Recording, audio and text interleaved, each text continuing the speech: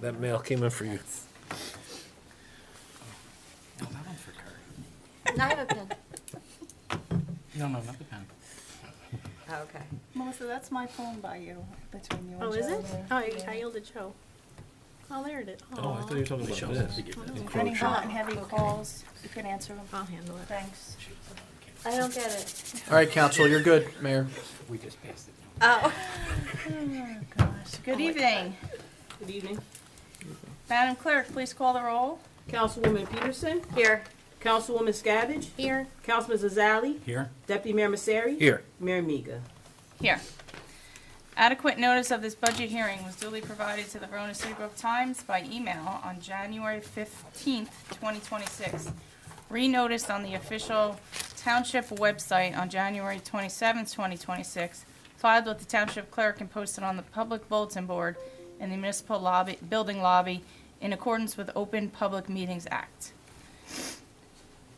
Item 2, is there anyone wishing to make public comment? Seeing no one, I've closed this portion of the meeting. Mr. Zakelli, will you please proceed? Thank you, Mayor.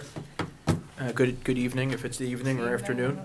As the council's aware, we were supposed to do this last Monday, but we had a severe snowstorm and the meeting was canceled. So here we are today presenting the draft appropriations of the fiscal year 26 budget.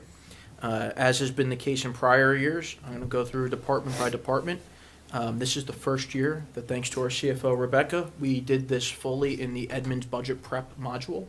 In prior years, it was done by paper and pen and then by Excel, and then Excel into the state format, and now finally into our budget prep module. The way this worked, back in October, I sent a memo out to the department heads with instructions as to how to access the budget prep module in Edmunds.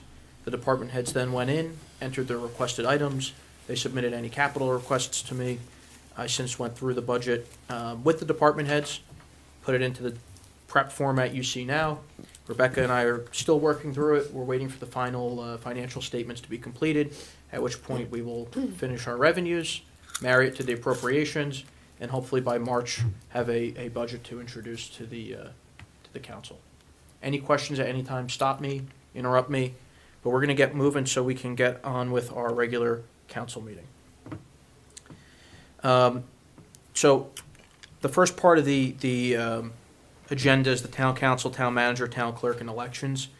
I have it on my Excel sheet through budget prep, also displayed on the television to my right, and you should all have it on your iPads as well. We'll start with my budget. The big difference that you'll see this year, which was not included last year, was a line for part-time salaries. This would be for a part-time administrative assistant to come 2 to 3 days a week, just to alleviate some of the administrative duties. That's the biggest salary difference you'll see there. Otherwise, everything else is contractually related to the standard 3% increase that we've experienced over the past 2 years here. On the right of my screen, you'll see what the 2025 budgeted appropriations were. This is how much the town actually appropriated for each account. And then you'll see the actual appropriations, which includes any types of transfers that occurred throughout the year after the council voted on a resolution in the last 2 months of the year, or the first 3 months of the preceding year, to transfer money within the budget accounts. So going down through my budget, advertising, I don't have to advertise, that's in the clerk's department, so that line, which was once funded, is no longer funded. That's going to be $0 for 2026. Books and publications, you can see that line reduced from $3,500 in 2025 to $2,500 in 2026. This is for some statutory provisions. A lot of my stuff is digital now, so we could purchase it out of here if needed. The next budget line is conference, seminars, and dues. You'll see a slight increase there. This is for continuing education classes, both for my law license. I'm also the municipal affordable housing liaison and a certified municipal registrar, so any classes attended with that will be paid out of this line here. Fortunately, this year I had to certify my CLE compliance, so for the attorneys, they know that you do that every other year. I had to do it this year, so I'll still keep my CLEs going for 2026. There's a $500 increase in that line. Office supplies went up from $5,000 to $6,000. This is for regular equipment in the office, with a part-time assistant starting, I figured that would go up a little bit. Printing and binding stayed the same at $200. The postage account, now you see that that's not, I'm not spending $40,000 on stamps. This is for all the postage that comes out of the municipality for anyone who mails, whether it's the clerk, the health department, the finance department, the tax department. This is for our mail machine downstairs to pay for the postage that goes out. There's an increase from $35,600 to $40,000 in that line item. Professional service fees, this is for any fees that are related to administrative assistance or anything related to computer software and maintenance, which is its own separate line below. We'll talk about that. There's a slight increase from $8,575 to $10,000 on that. Television, that is what funds the CATV, the fees to Cablevision, $6,000 there. Our website increased from $10,000 to $12,500. As the council's aware, we switched to Civic Plus last year for our new website hosting to comply with the Americans with Disabilities Act. This increase reflects the hosting fee charged by Civic Plus. We are also taking the Cedar Police Department now under our own website, so they don't have to host their own. So there's a cost savings in the police department budget now that they are being hosted on our own website. And then the last big lion's share of this account is the computer software and maintenance account for $42,000, which had an increase from $35,000.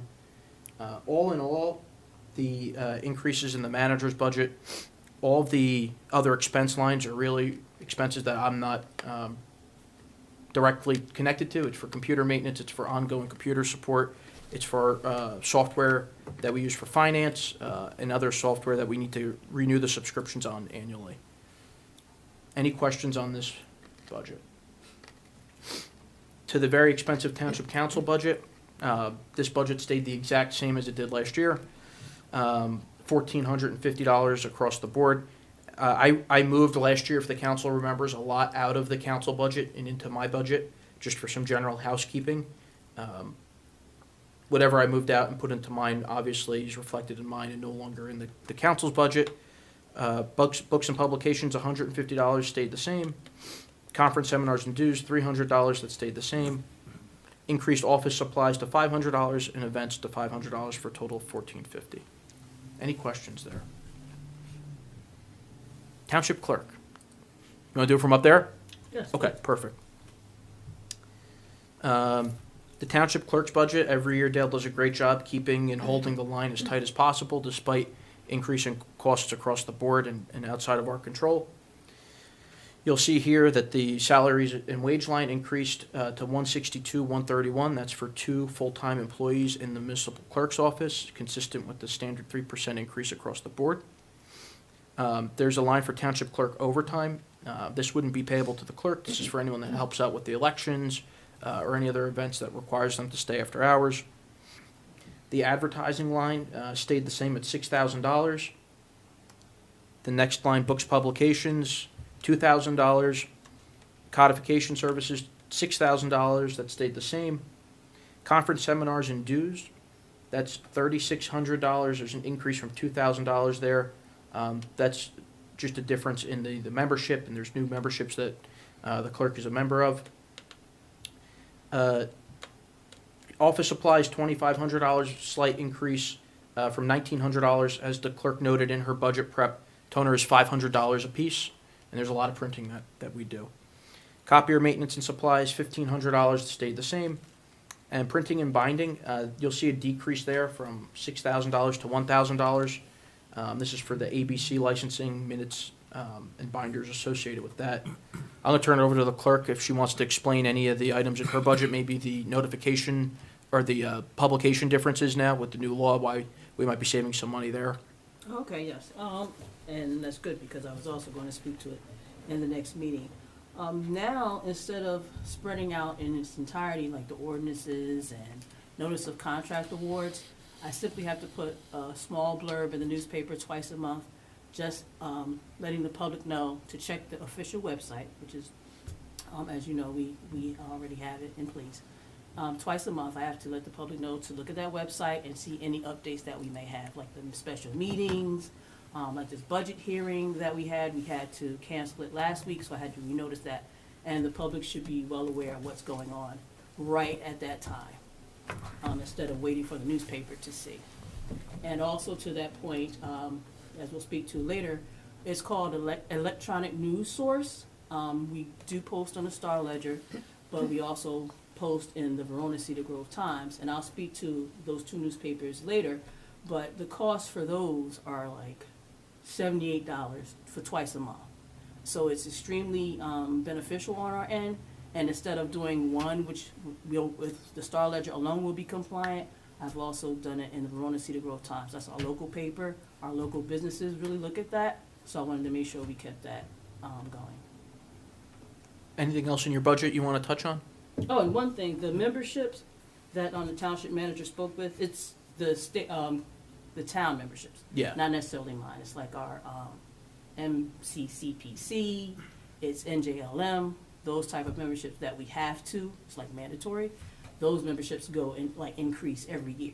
So I've made a little increase on my budget just for those. And Dale does a great job keeping all of that active and current. The League of Municipalities, we get a lot of information from them pretty regularly. So it's a service that we benefit from. Any questions for the township clerk budget? No?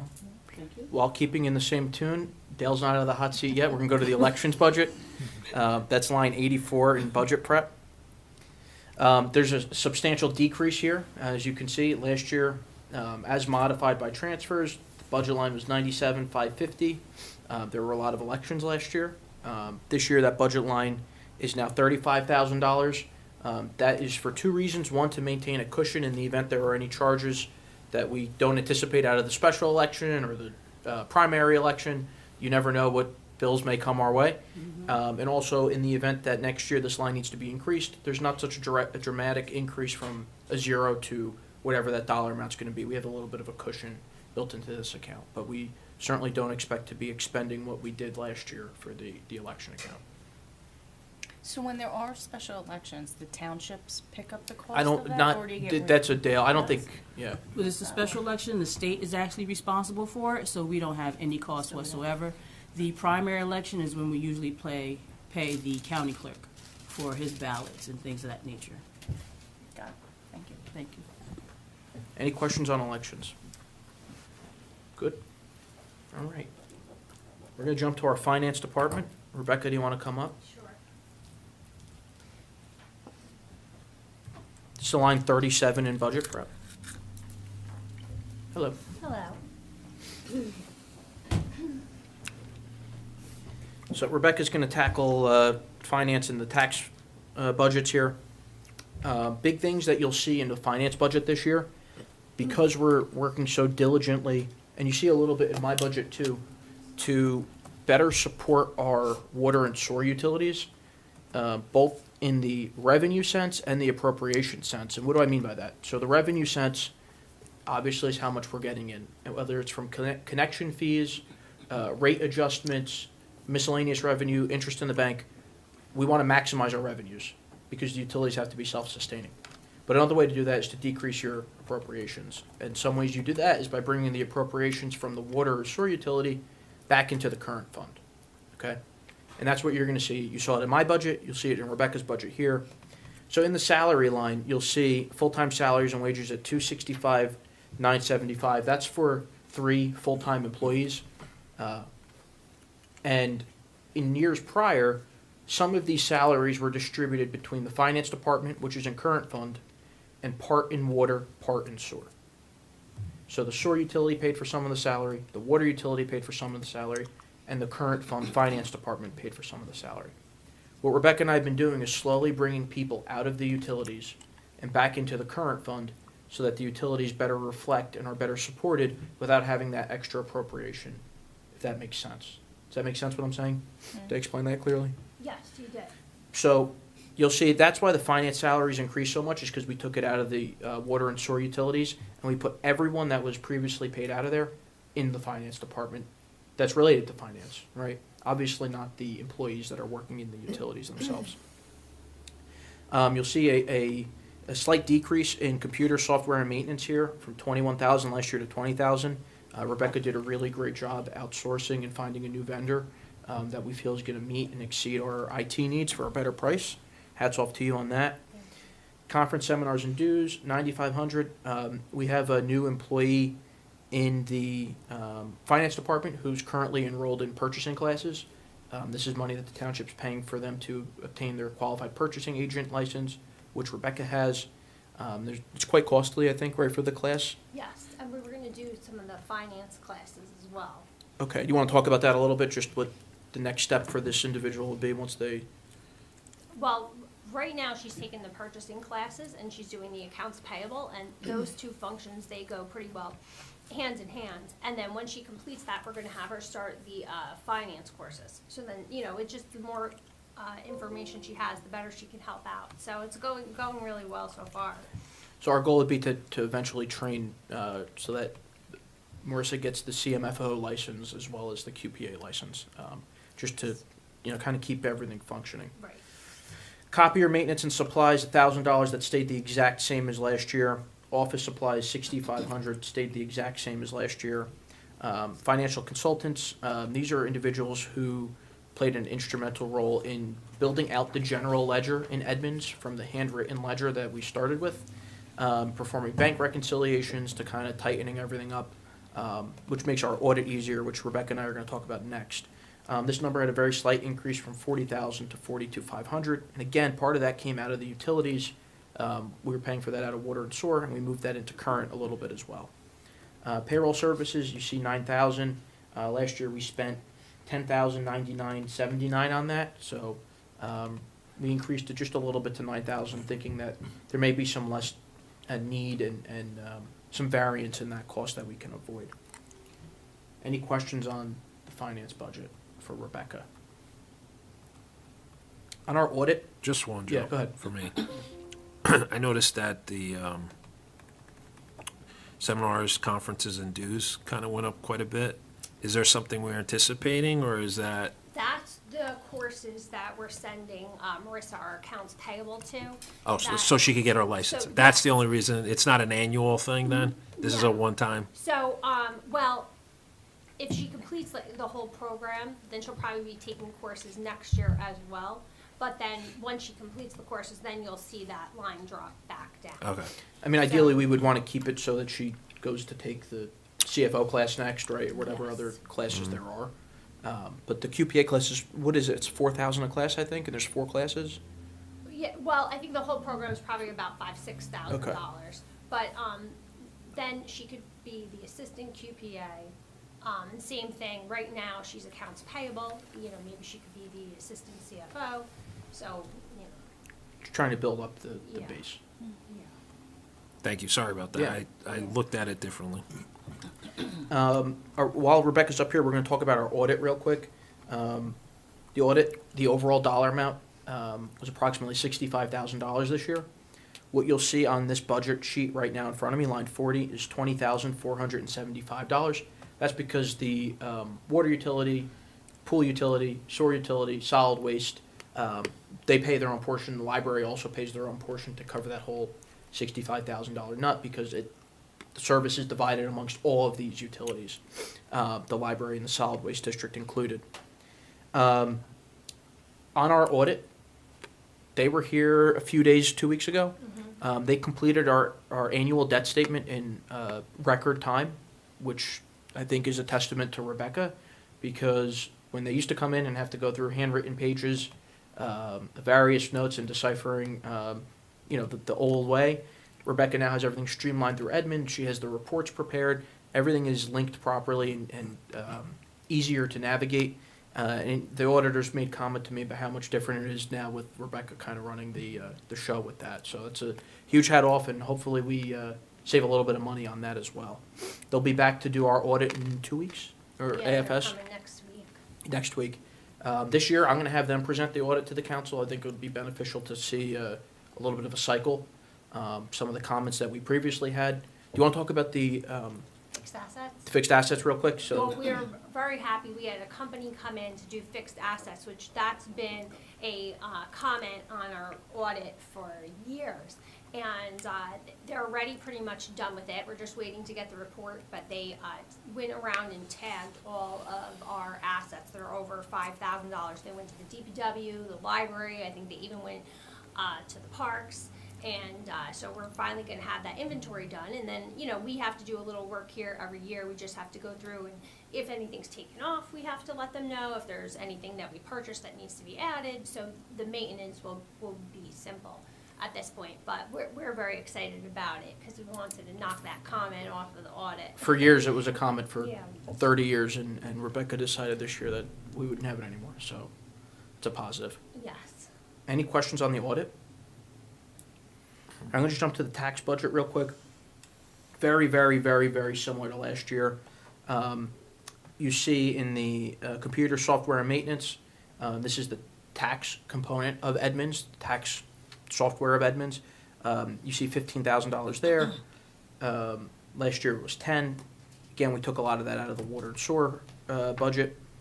For dues, $300, that stayed the same. Office supplies, $150 increase from $1,350 to $1,500. Printing and binding, $10,000, that is your bills that go out, right? The paper, the tax bills. And job-related courses and training, to Deputy Mayor Messeri's point, you see that's $1,000. That's just for the continuing credits, the CLEs or CEUs. There's no additional coursework in that budget line, unlike the same line for the finance department. Right, exactly. And that's basically what we're trying to do, is to give the utilities a little bit of a relief where we can, because we've had to increase the rates for the water and the sewer utility. So we're trying to look at all of the costs and just say, well, what can we bring into the current budget, but we still want everything, fairly apportioned to water and sewer, and also can the current budget support it? So, this is what we're gonna try to do. We're gonna go over it when we go over it with the auditors and we have Yeah. the final numbers from the AFS and everything, so. Once we get our numbers from the AFS, we'll know what our fund balance is. We'll get a good idea of what our appropriation cap is, obviously what our levy cap is, and then we can build out the current fund and the utilities with respect to, we may have to move some things back and forth just to make it work. But, I think what we are doing is working. We did not run any deficit in water or sewer this year, correct? No, we didn't. We for the first time in a long time, we had no deficit in water or sewer. We made it by a little bit, but we made it. That's the point, right? Yeah, Any questions for Rebecca? Great job. thank you. You're good to go. Okay, thank you. I'm gonna jump to legal services real quick. Can you just give us the lines? so Yeah. that It's line, do you want the Excel sheet line or the budget account line? The Excel, I have Seven- the Excel sheet. Line 71. Thanks. Yep.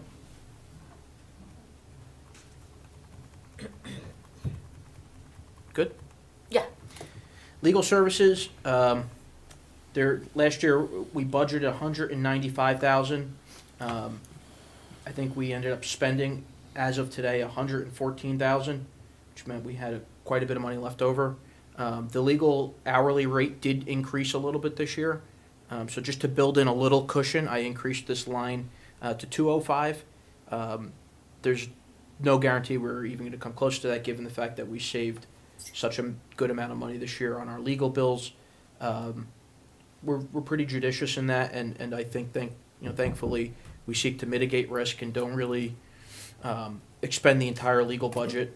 This is for the attorney annual retainer, $65,000. Tax appeal legal services, you'll see I moved money from non-retainer matters to tax appeal legal services. I did that just in case there was any stemming issues coming out of the reval. So I wanted to move it from non-retainer to tax appeal just for this budget. So last year, tax appeal had 20,000. I moved it to 65,000 this year, but I cut non-retainer matters from 115 to 75. Just because I think that might be a little bit more accurate in terms of what we could expect this year.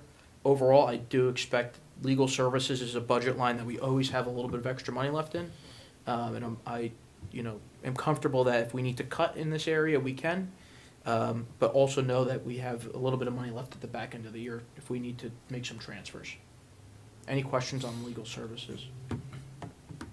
No? Okay. Moving right along, Terry. Oh, did I skip Rich? Rich, come up. I skipped you there. Sorry, Tara. The man of the hour, Rich Hamilton. Good evening, everyone. Just gonna- This is line 60 in the Excel sheet, the assessor's budget. Okay. Here you see salaries, 134,755. This is for one full-time, one part-time employee in the assessor's office. You'll see the added assessment line at $6,200 compared to $5,000. Now, in your budget sheet, you'll see where it's requested and the admin recommended. I moved that money as opposed to it being in the 015020002 account. I moved that to the salaries and wages line just because it's easier to process on Edmunds instead of having to make that transfer. So that's why you see zero there. It's not actually a zero. It's just that I moved the money from another expense line, another expense account to the salaries and wage account. Books, publications, 250 stayed the same. Conference, seminars, and dues, 3,000. There was a drop from 3,400 last year to 3,000 this year. Office supplies, 700. Slight increase from 250. Printing and binding, 3,300. Slight increase from 3,100. And just like I said about the legal services budget, I built a little cushion in on the special appraisal / appeals from 16,000 last year to 21,000 for this year. Again, not knowing what the reval would bring when we were drafting the appropriations in December, we have a little bit of a cushion here that, again, I'm confident in either modifying, reducing, or changing in the event that we run into some type of appropriation cap issue. Again, very, very modest increases here for the assessor's budget for a total of $169,750. Any questions for Rich? Now would be prudent. I know he has some things he'd like to share with the council about the reval, but if you have any questions, ask, and then we'll turn it to Rich. No. All you. We've moved along in the revaluation process. All property owners received their initial value letters last week. This is now the process where we began, where the reval company they were out in the field doing inspections, and under their state regulations, make a minimum of 3 attempts. They've gathered all their information. Again, state regulations, they're using 2 years of sales, 2024 and 2025. And from that information, along with the sales, they have now released the initial value letters. The letter to contact professional property appraisers, our revaluation company, if anyone has questions regarding their initial value. And I say initial value because we start with the initial values. There's give and take between property owners and the revaluation company. Changes are made, and then we will file our final tax list later this month.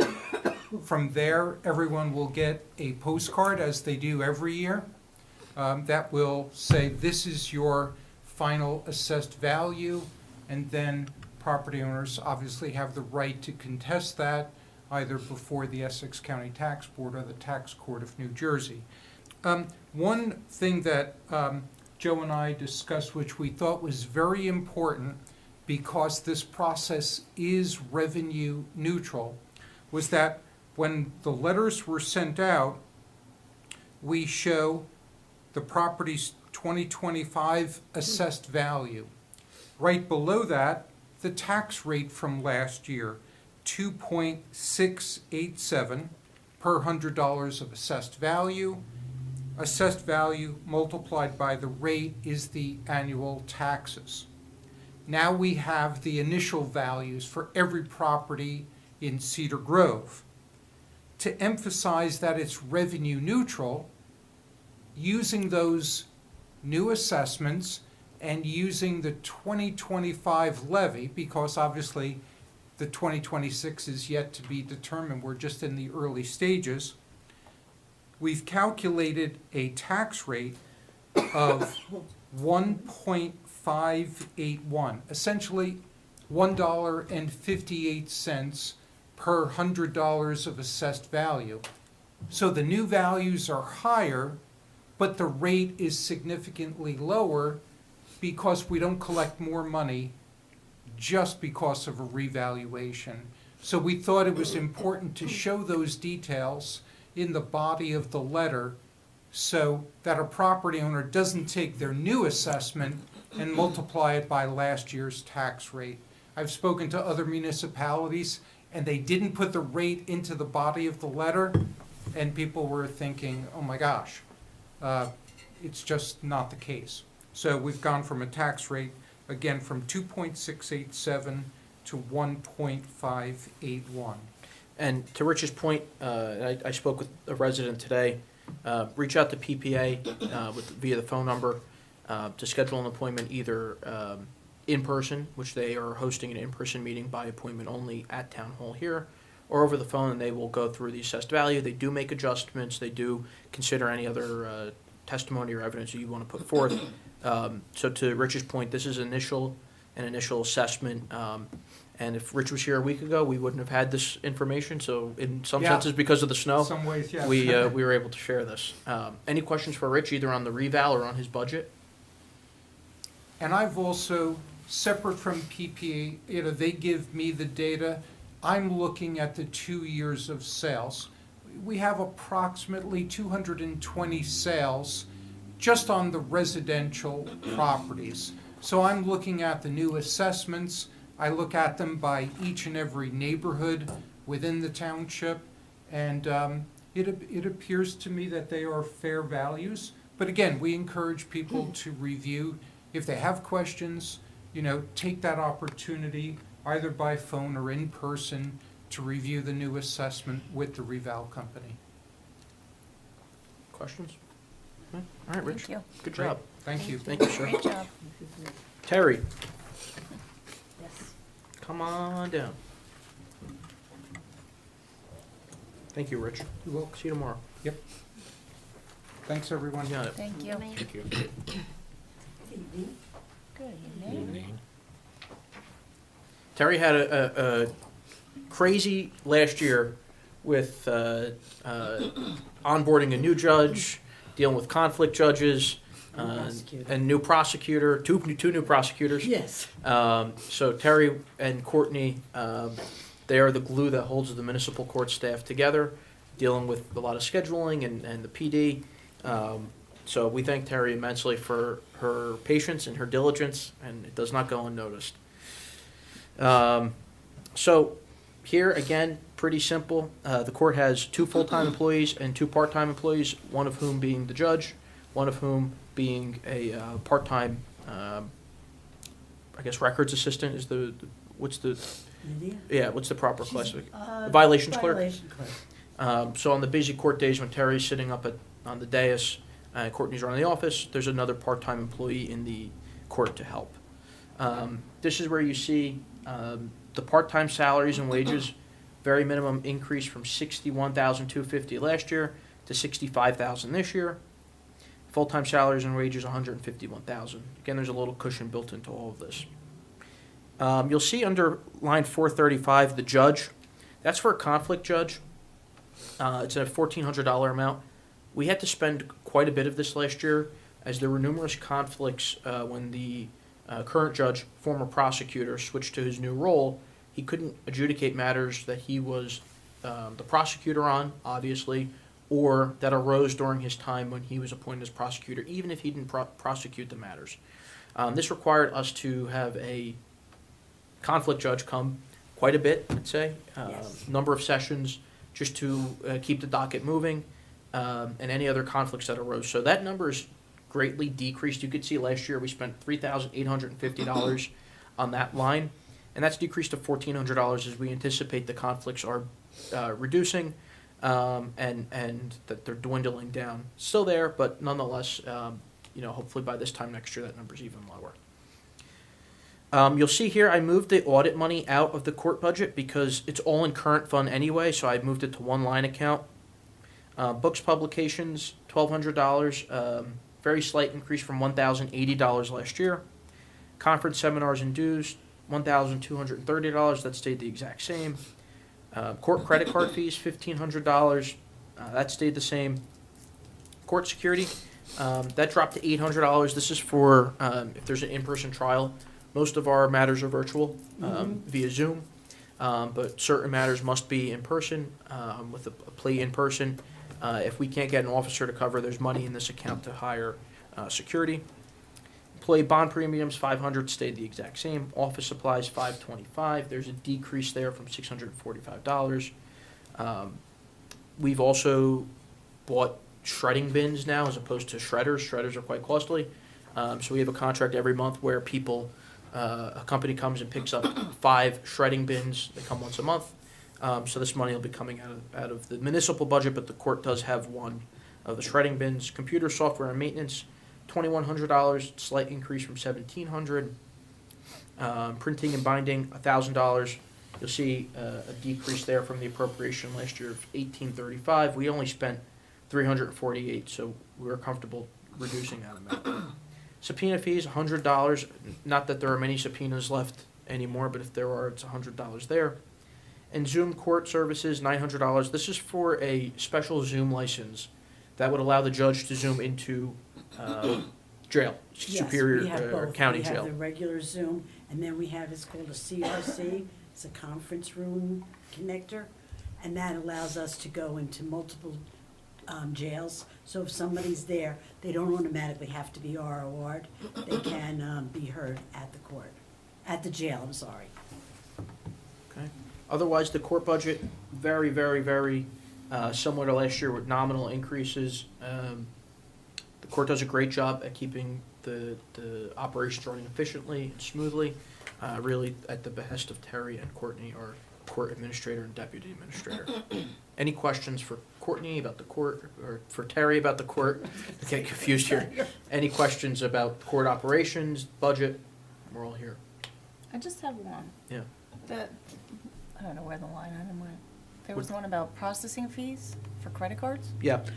Do people pay their processing fees if they pay by credit card, or do we? We cannot collect the processing fees. The state website, they do. They have, I think, a 2 or 3%, they call it a service fee. But the courts cannot do that. Really? We have to eat the, whatever So the it is town that the eats banks the, charge eats the us. processing fee? Yeah. Wow. And a lot of people pay via credit Yeah, card. I would think most. Yeah, Pay well, with credit that's the card. whole thing there. Yeah. People are paying it, but the state will not allow us to get That's reimbursed for interesting. that. But they, in turn, if you go online to pay it, you're paying a service fee. Interesting. Okay. Thank you. You're Go welcome. figure. That's the state. I'll just leave it at that. Any questions? Good? Terry, you're good, thanks. All right, thank you. Have a good evening. Thank you. You too. Bye. Moving right along, we'll keep the public defender line right there. Last year was $6,600, minimal increase to $6,850. Prosecutor, every time that the prosecutor comes, whether it's for a regular session, of which there are 4 a month, or special sessions involving the conflict judge, or trials that are outside of the regularly scheduled court hearing, that's a separate charge. So last year, you could see we spent $28,211.50 on the prosecutor. I increased this line to $32,000 this year. Again, hoping that we have a little bit of a cushion in there. We try to mitigate trials beyond that would require special appearances or overtime from our police department. I know the chief might talk about that a little bit later, but working collaboratively, usually there's a domino effect. If there's a special session, there's an officer that has to come for that incurs overtime. The prosecutor has a new session he bills for, so the court's very mindful of all that, and they work very, very well to try and make sure everyone's on the same page. Any questions on prosecutor or public defender?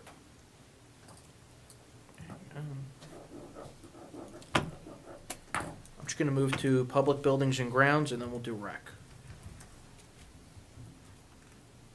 This is line 269 of the Excel sheet. Okay. Really through Councilwoman Peterson last year, she was able to save some money out of the library by having the full-time municipal janitor also do services in the library.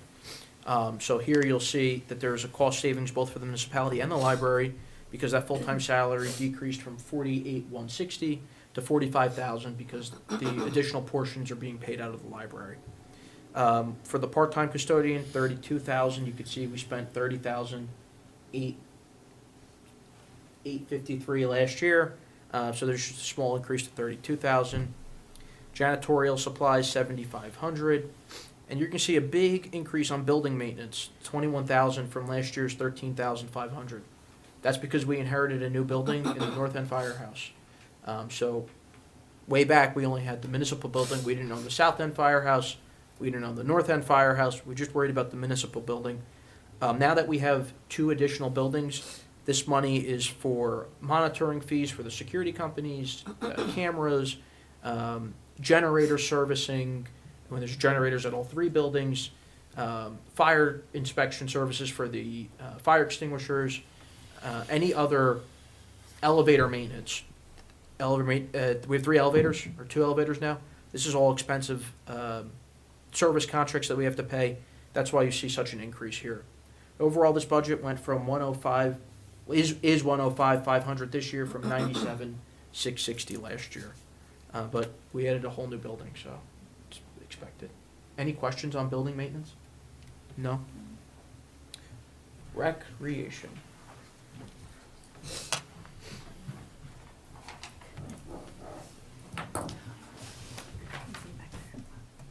So we're gonna do rec, the pool, and then we'll do celebration of public events, which I know Marisa has a lot to talk about for this year. So, starting with rec, just like I said about the sewer and water utilities, where we're moving some salaries out, we're doing the same thing here. Previously, a full-time employee was paid out of the pool utility. As we know, the pool utility struggles every year, both in terms of appropriations and in revenue. So last year, we moved one of the 2 salaries out of the pool utility, and this year we're moving the second salary out of the pool utility into the current fund. That's why you see the rec budget salary line increase from 157.6 to 175. This again more accurately reflects the current distribution of work, and it also gives a little bit of breathing room to our pool utility that unfortunately every year struggles a little bit. Part-time salaries is $46,000. That's where you see a lot of the increases in minimum wage for summer camp, for the pool, what other programs do we have minimum wage with?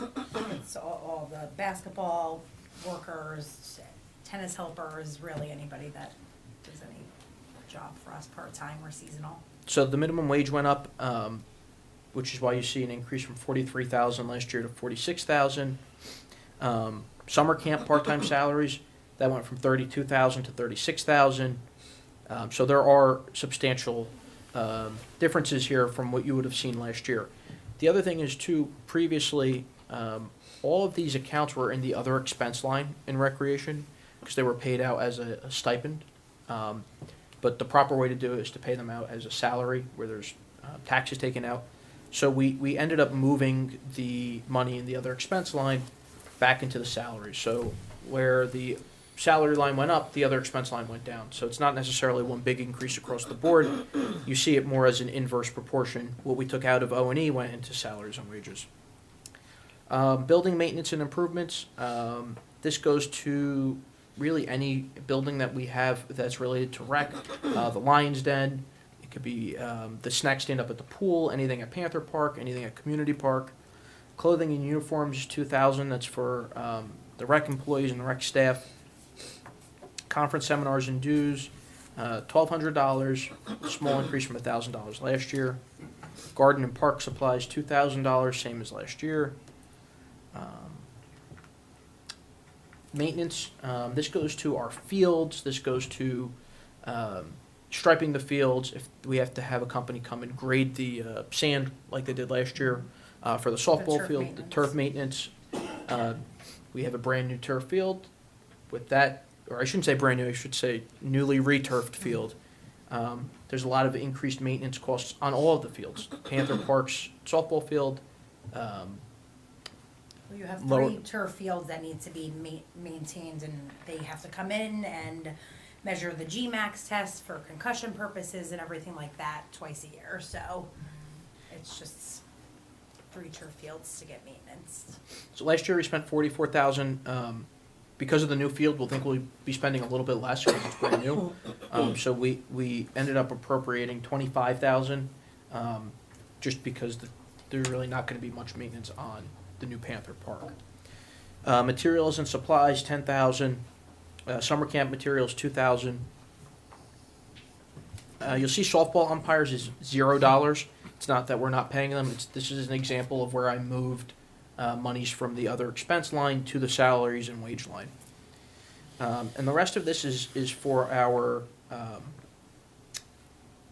like project graduation is $1,200, same as last year.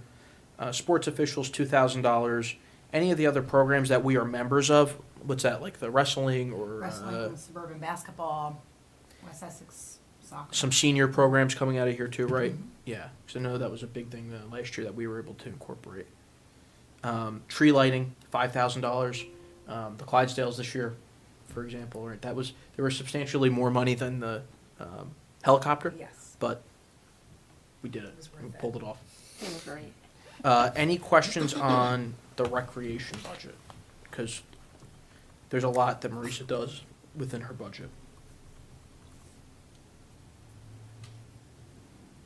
No? No? Good. Good job. So she's not off the hook yet. Let's do celebration of public events real quick. Do you want to just hit the highlights and I'll pull it up? For the I fireworks. just gotta say, every year we add $1,000 to the budget line to make it a little bit bigger and better than last year. This year was more than 1,000. We added a little bit more. Celebration of public events. This is our Memorial Day picnic. This is our fireworks. Some of this is a little bit of the breast cancer walk. So you'll see materials and supplies, 9,000 stayed the exact same. Memorial Day picnic, 5,000 stayed the exact same. But there's a big increase from the 18,000 we spent last year on the fireworks to the $25,500 this year. Why is that, Marisa? It's America's 250th birthday. We're America's turning 250, so we felt it'd be appropriate to increase the firework budget just a little bit within means, because not only we can get a bigger and better fireworks show, but there's going to be some special. We have some, a Lady Liberty, a Statue of Liberty, and Uncle Sam's Stilt Walkers coming. We have a fife Yes, fife and drum band. Fife and drum band coming. And again, the fireworks just to make a difference where you can see that it's a noticeably better show. We had to put the money into there also. And then we also are giving out little pocket-sized constitutions. So Really, I'm shocked at that. Whose idea was that? they came today. They're here. Yeah. Great idea, Marisa. Yeah, thanks. Any questions on the other events that we do here? Obviously, we're preparing for another great year with rec. Marisa does a great job with our tree lighting, with the breast cancer walk. Just great stuff all around. Any questions there? No? All right, now, a less fun topic to talk about. Let's do the pool budget. It's line 462 of the Excel sheet. So naturally, and we expected this, unlike our water and sewer utility, which did not run a deficit this year, the pool did run a deficit. We anticipated it in the current fund. So you can see, oh wait, that's the wrong one. Hang on. Here, I'm sorry, it's line 588 of the Excel sheet. I'm sorry. So this is just another example of what I say when I mean we take things out of the utility and put them into current. You could see last year, right where my cursor is, we spent $60,525 in full-time salaries. That number this year is appropriated to be $22,000. So that difference for the full-time salary worked its way into the current fund in recreation. So it's not that we're adding salaries or adding positions to recreation. No, we took half of that salary or one whole salary out of here and moved it into the current fund. That's just another example of some money movement to try and better support the utility. Part-time salaries, you'll see we spent $173,656 last year, went up to $180,000. That's for the increase in minimum wage, but also we're going to really try and do a very conscious job at assessing staffing needs this year. at the pool, making sure that everyone is, it's adequately staffed and appropriately staffed, but not overly staffed, because that's one of the easiest ways to be mindful of the appropriation amounts. You'll see audit money in here. We really kept the line pretty tight with respect to what we spent last year. Chemicals and gases, we spent 44,519. We kept that at 45,000 this year. Trying to see any other big ones in here. The PSE&G, we spent 12,000 last year. We kept it the same as this year because what we're going to propose to do, instead of running the heat in the building all year round to keep the pipes from freezing, we're going to install a valve outside. That way in the fall, we can completely shut the building, completely drain it, and not have to pay to run the heat in the building, and just turn it back on for the spring or the summer. So we anticipate saving quite a bit of money from our gas and electric bill in that regard there. But obviously to maintain the pumps, to keep the pumps running, the electric for all of that, it gets quite costly. Just like everybody's, gas and electric bill went up at your house, it's no different for the town. Our gas and electric bills are going up as well. Pool insurance, $1,000, that stayed the same. And then there's some small portions of our other budgetary items like the insurance that comes out of here. It's proportionate to the overall multi-line dollar amount and our workers' compensation amount. We bundled all into one. That's $34,060, slight increase from $31,880 last year. Overall, you'll see a decrease in the appropriations from $400,210 to $395,348. Again, we're trying to reduce our appropriations while increasing revenue. I'm going to have Marisa talk about the revenue in a little bit. What I do want to flag, though, is our debt service for the pool. We have 3 more years if we include this year, of debt service. This is the refinancing of bonds from 2011, I think it was. 2011. Before Marisa's time, where we're paying $105,000 in bond principal and $12,000 in bond interest. $117,000 of the pool appropriations go to pay debt. And while if we did not have to make this payment, we would still run a very, very tiny deficit, this makes it much more difficult because of the debt that we have to pay off.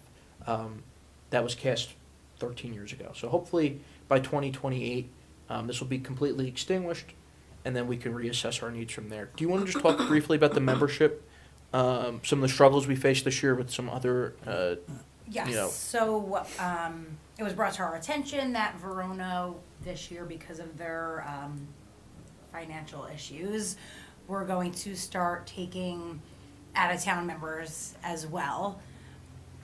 They never have, they always said they never would, but I guess it's just an idea they came up with, something that they thought they needed to do to increase their memberships and increase their revenues. As soon as we heard this, we started thinking about what we could do to try to keep our out-of-town members, maybe even get some more, just because, again, the Verona pool is substantial compared to ours and has a little bit more thrills and frills, but that was one of the reasons why we put together the pricing changes for this year. Early membership discount incentive. Early bird. We got a lot of our non-memberships back. We got new ones. We've already taken in about $150,000 for the pool this year, just for memberships alone. I think that last year we were at $390,000 total for memberships. So we've only been doing membership for a month, and we're already close to half of what we got from last season. And the rates increased as of today, right? Or as of yesterday. Saturday, actually. Yeah. So, and people are able to pay with their credit cards this year online, which is awesome, brand new in Edmonds. So I feel like a lot more people came out and or will buy the memberships in the future because it's something that they can pay off over time rather than having to come in and have the money come right out of their account as well. So we're going to keep monitoring it. Yes. Hopefully the revenues increase and we can keep playing with the appropriations, and eventually we can keep mitigating deficit just a little bit, just like we did in water and sewer. Any questions for Marisa? Rec, celebration of public events. Marisa's our website coordinator. She did a great job, really great job rebuilding our website last year. It's completely ADA compliant now as required by law. Marisa also helped out and built the PD's website on our page now. So it's a little easier to navigate the website now than the old one, right? For myself and for residents, so. Any questions? No? Okay, you're good. I'm gonna tackle the planning and zoning board real quick, Thank and then we'll jump into the building inspector and code enforcement. Planning and zoning, you'll see a slight increase, part-time salaries and wages. This was a position that was full-time 2 years ago.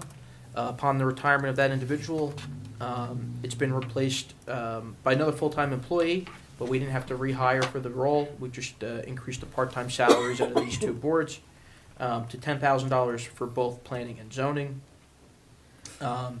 Advertising money for the planning board, $100. We spent $49 last year, a small increase. A planning board attorney, last year we spent $6,500. This year it's $8,750, very, very small increase.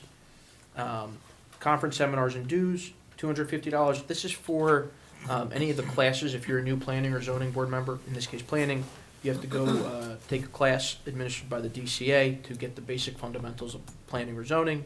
That comes out of there. Office supplies, things for like the nameplates, if we had to pay for a transcript or a court reporter, that would come out of there. Overall planning board budget, $19,800. Onto the zoning board, which is line 98. Same part-time salary and wage line at $10,000. We spent $7,500 last year, small increase there. Advertising is $2,000. The attorney's $9,750. We spent $7,222 there last year. Books publications was $100. Conference seminars and dues, that number is $600. We did add some new zoning board members this year that need the class, and that's why you see a slight increase from $510 there. And office supplies is $1,000. It's the same, little increase compared to the planning board, but again, there's 3 new members there. Overall budget for the zoning board, $23,450. Any questions on the planning and zoning boards? No. Okay. James, come on up.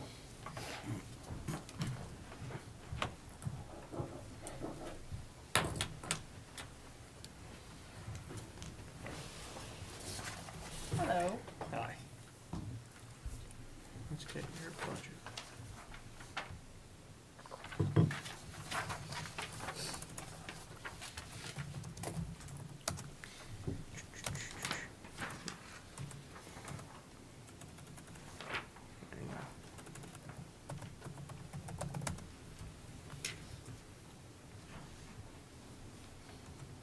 All right, this is budget Excel sheet number 119, budget account 601220195. Okay, here you'll see salary and wage line 175,650. Slight increase from what we spent last year, 168,112. Complies with the 3% cost of living adjustment. Books, publications, and dues $300. I'm sorry, $3,000.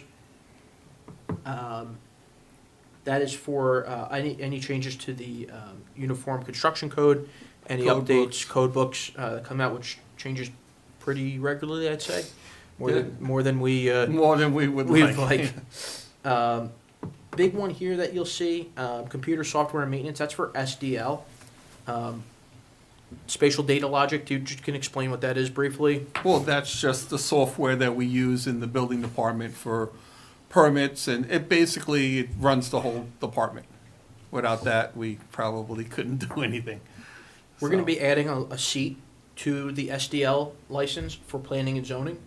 So now, just as all the building and electrical and plumbing and fire permits are done through this software, the planning and zoning ones will also now be done through the software as well. That way, there's integration between the offices. There's redundancy in the staff that if one or the other is out, both can kind of cover and do the difference. So we're looking to add that seat this year. I believe we have the seat available on the license, Yes, right? we do. Line 129 is the mileage reimbursement account. That's $1,200. It stayed the same as last year. Office supplies, 3,500. There's a decrease in that from 6,000 last year. That went down. Overall, the budget for the construction official is 199,850, an increase from 186,650. Again, a lot of these have cushions built in. I have a separate Excel sheet with some draft appropriations where I built in cushions so that when the appropriation cap is calculated, if we need to go back and trim a little bit, we can. It's the same for our plumbing, fire, and electrical inspectors. As you can see, there's a part-time salary line of $28,500. Last year, we spent $23,000 for the plumbing inspector, and we spent $24,000 for the electrical inspector, but both are budgeted at $8,500. That's just an example of a little cushion that we have that we can always reduce, mitigate, or otherwise change. Fire inspections, you're going to see that line go up a little bit this year. Our fire inspector is no longer able to do it, and also a position that was previously not required to have a DCA certification to perform smoke detector certifications is now required to have a fire inspector's license. So Danny Donovan, town employee, would go and perform smoke detector certifications for people who were selling their house or whenever there was a change of CO. Totally qualified to do it until the DCA changed the rules that now say you have to be a licensed fire inspector to perform the smoke detector certifications. So what does that mean? We need to find a licensed inspector to do that. So you're going to see a slight increase in that line. I'm working that out now, but I don't think it'll be more than $11,000 total. So the difference between the $7,500 and the $11,000 can be made up from the buffer in the other two accounts without really noticing much of an overall difference. Anything you want to add to that? No, I think that We're busy with construction. Permits are keeping you going. Right? A lot of Oh, yeah, active work definitely. going on in the Definitely town. busy. Yeah. Any questions for James? No? Okay. All right. All right, James, you're good to go. Thank you. Thank you. Thank you. Health Thank you. Department. Thanks, James. Come on up.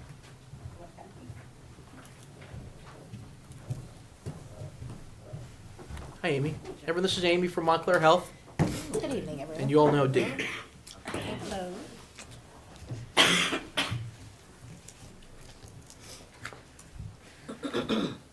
All right. As the council is aware, very recently you voted to renew the contract with the Township of Montclair, where we have a shared health service agreement. I'm pleased with Montclair Health Service. I think the residents are as well. I get my blood pressure taken every third Wednesday of the month right here in council chambers. At times the results are not as desirable as we would all like them to be, but it is what it is. So we were able to, Amy and I really worked. We got a very fair contract. The township got a 4.5% increase on the contract, which I think is pretty fair and consistent with where we want it to be at. So you'll see that budget account is $90,300.54. That's the 601-270-330-2144 account, line 295 in Excel. Last year, we spent $86,412. You multiply that number by 4.5%, and that's our new contractual number. Big decrease you'll see here, rodent control services. For whatever particular reason, residents would feel the need to have the township provide rodent control for their needs, their pest control needs. Candidly, I never felt that was necessarily a function of municipal government. People have homeowners, and as homeowners pay for exterminators. So the difference here is what it's going to cost us just to maintain the municipal properties, the parks, the playgrounds, the buildings, for rodent control services going forward. So you'll see a decrease from $4,000 to $2,750 in that account. You'll see a decrease in printing and binding from $1,200 to $750. Employee physicals, where is that one here? There it is. Physical exams, okay. We are hiring new employees, whether it's in DPW or municipal staff. We send them for pre-employment drug screening and physicals. That line, we spent $1,350 last year. We appropriated $1,000 last year, so I increased that to $1,500 for this year. Deer carcass removal, $3,000. We kept that the same. Conference seminars and dues, that's for the CMR license, $500. We only spent $125 last year, so I decreased that to $400. Your overall health budget went from $160,900 to $165,446. Any questions on the health contract? Anything Montclair Health you want to share with the services? You guys do great work for us. Beyond the blood pressure screening, we'll talk Right, about right. the. So most of you probably know we inspect all the restaurants in town, and we've increased the amount of inspections we're doing. We do twice a year surveillance now, just to really make sure that everyone's following, the guidelines. Sometimes what we've found is a place will open up, they're doing great, and then you go back the next year. If you wait a whole year, what happens is things kind of slide a little bit. So we instituted, it's not required by state, but a second inspection for the higher risk restaurants. So we've started doing that. So we do that. We also inspect pools, tattoo shops, other facilities. Massage parlors, right, in which we have a handful. I guess the dog kennel, right? And so that's another piece of what the health inspectors do. The nurses, right, come in and do blood pressure evaluations for township staff, but they also go to the senior buildings in town. We monitor all of the long-term care facilities that you have in Cedar Grove. I believe there's 5 now. About to be another one too. Oh, no. Yeah. So it gets busy in the winter, of course, with, flu season. So we had a pretty rough flu season this year, so we were monitoring quite a few outbreaks. So that's another component that the nurses do. We've had some Legionella in one of the facilities, and we actually have a call tomorrow. This is their 3rd case in the same facility, so the state gets involved, and they monitor. We do water sampling, not us, but they hire a company. So we got to really see what's going on there. They have a lot of old pipes, and so sometimes what can happen is the Legionella sits in what they call a dead leg. It's like a section of pipe that just like doesn't get cleaned out regularly enough. So we're gonna have to look at that. They have all new staff there. They've had a lot of turnover in staff, this one particular facility. So we're watching that closely. So those are our everyday activities. And then, right, complaints, rodent complaints and other things. So we work with Dee when she has, questions or complaints come up with restaurants, a variety of things. So I know the inspectors talk to you pretty often. Yeah, and seniors and. Right. Let's see. So that's it. And, those are the main things. Do you have any questions? Carrie's our nurse, so Okay. she I'm sure this is all ringing true to her and Yeah, making a yeah. bunch of sense. Right. And former advisory. Yes. council. Yes, Yeah, yes. You guys do a great job. Thank So- you so much. Thanks, Gary. So the other thing I did want to mention, because we did shift over the responsibilities to the governing body. We do reports that we would send to the advisory council. So what I can do them going forward is I can send them to you, Joe, and Okay. then if you want to distribute them to the council members. We do monthly reports, so we can just forward them. So everyone can just kind of get an idea of what's been going on.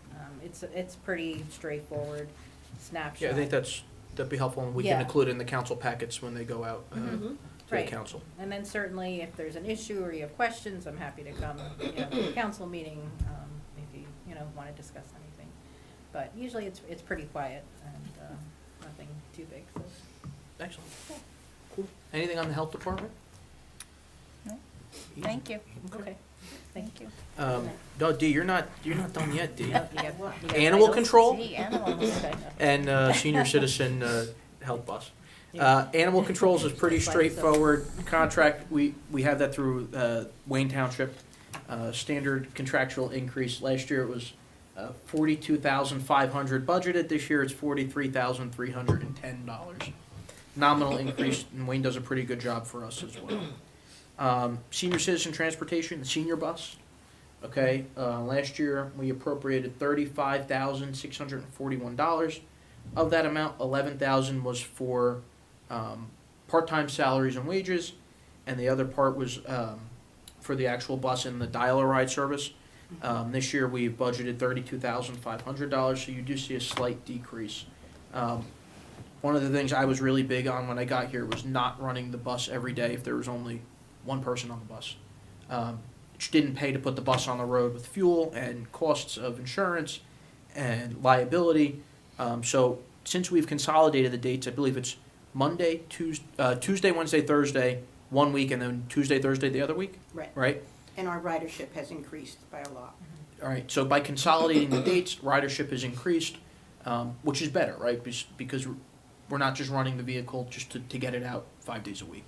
And alternating that Wednesday date is also important too, because now we can streamline the stops and make it a little bit more efficient for both the riders and the township. They're happy. They're happy. And if they're happy, we're happy, right? All right, any questions on senior citizen or animal control? No? Oh, you have a vaccination thing coming up, don't you?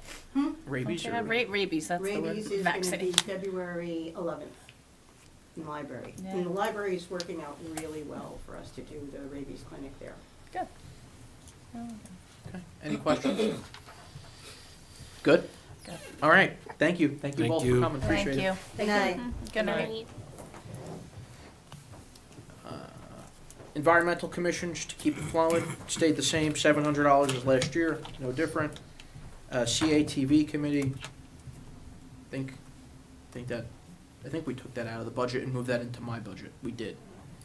So the CATV Committee, any fees associated with running the cable studio, running the software, that's now paid out of my budget as opposed to its own separate line item. All right. So I received an email from the library director before the budget hearing was set to commence that she would not be able to make it. But I met with her last week, and I'm happy to do the budget right now.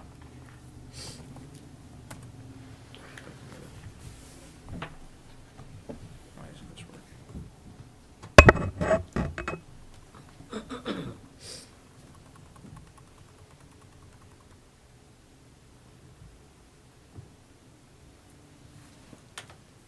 Okay. This is budget account 3668. Excel account line 368 or budget account 601290390. So very simply, the state of New Jersey sets the funding formula for public libraries. It's known as a third of the mill. So you take your total assessed valuations, you divide it by 1,000,000, you multiply it by 1/3, and that is the dollar amount that you are statutorily obligated to give to the public libraries. Okay? Nothing less. Last year's third of the mill was $1,006,751.41. This year's third of the mill is $1,110,977.23. Okay? Why did that increase? Because our assessed values increased. When the assessed values increased, a third of the mill increased. Okay? Of the $1,110,977.23, $369,000 is broken out into full-time salaries, $103,000 is broken out into part-time salaries. $3,800 is appropriated for the audit. $78,000 is appropriated for books, publications, and dues. $31,750 for office supplies. $5,000 for each of the following categories: adult programming, children's programming, movies, summer reading, speakers, classes, and programs. And again, this money is interchangeable. We could always move it if one needs more than the other. $12,500 for janitorial supplies. Councilwoman Peterson, I believe you would recall back when the library was paying a cleaning service. Do you remember how much that was costing roughly? 22,000? It's $22,000. I think. Okay. So that money is the township's probably saving around $15,000 by having the full-time municipal custodian go to the library, as opposed to paying the cleaning service $22,000. Some of the bigger expenses in here are the statutory expenses, the health insurance, our GIF, municipal insurance, pension contributions, Social Security. The GIF contribution for our municipal liability insurance and workers' compensation, $36,890. Our PERS, Public Employee Retirement System contribution, $64,361. Dental insurance, $4,510.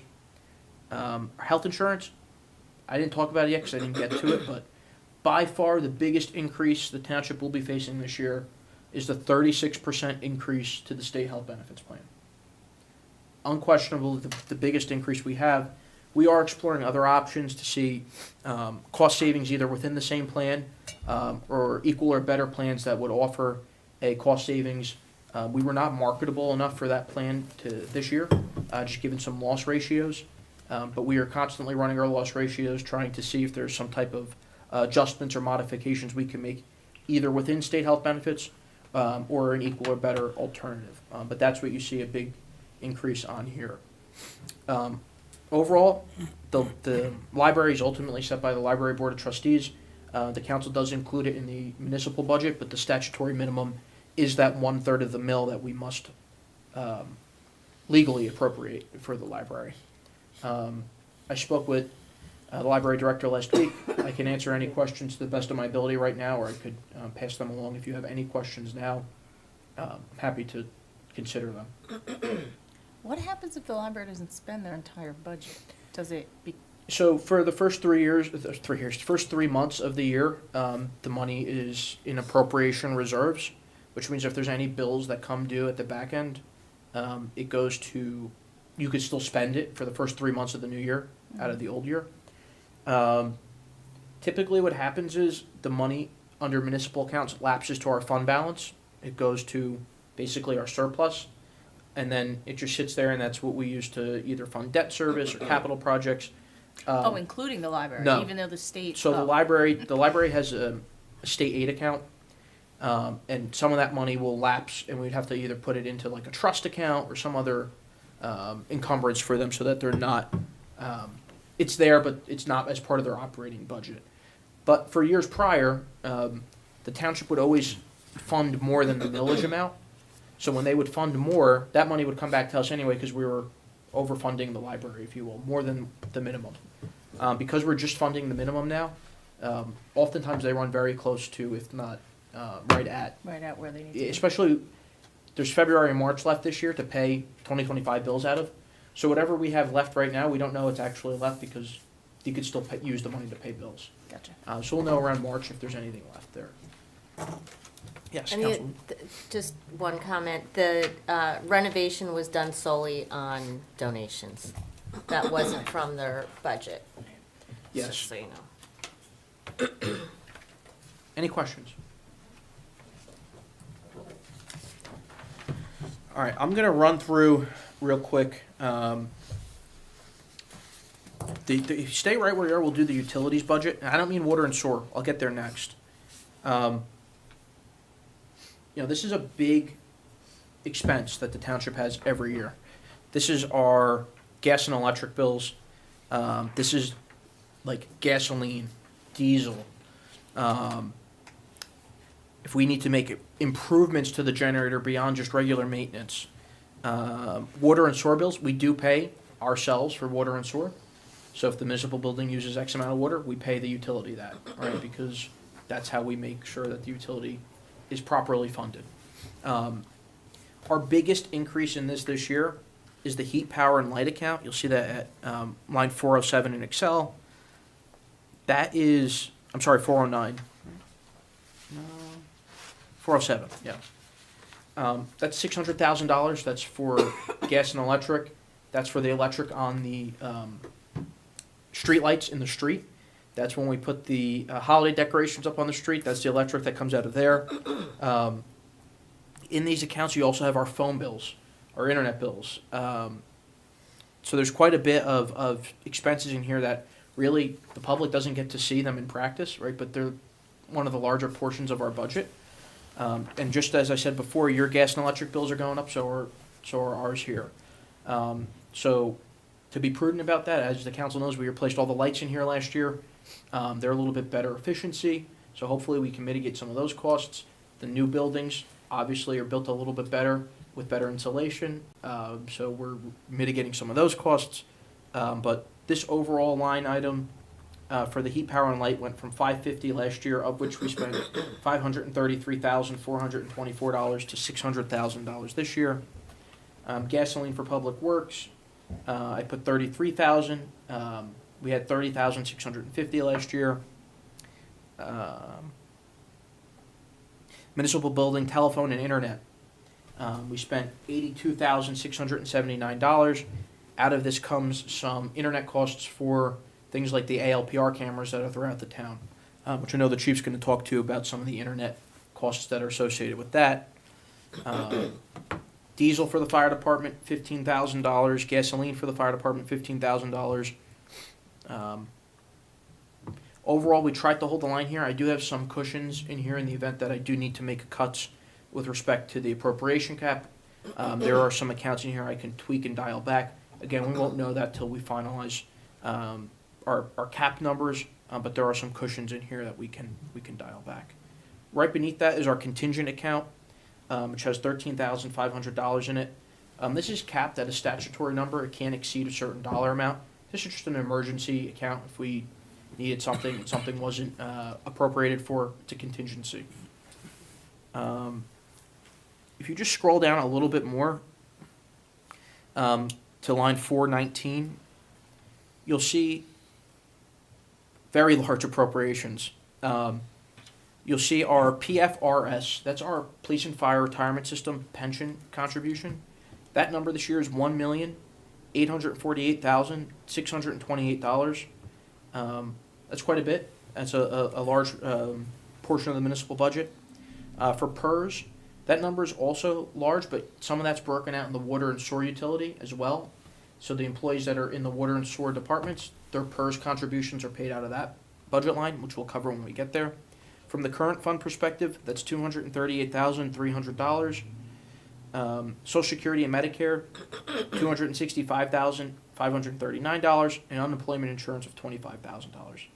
Overall, that number is $2,399,967, which increased from $2,290,432 in fiscal year 25. These are just some of the statutory expenses we have. Additionally, like I said before, our joint liability insurance through the JIF and our workers' compensation insurance, that also increased as well.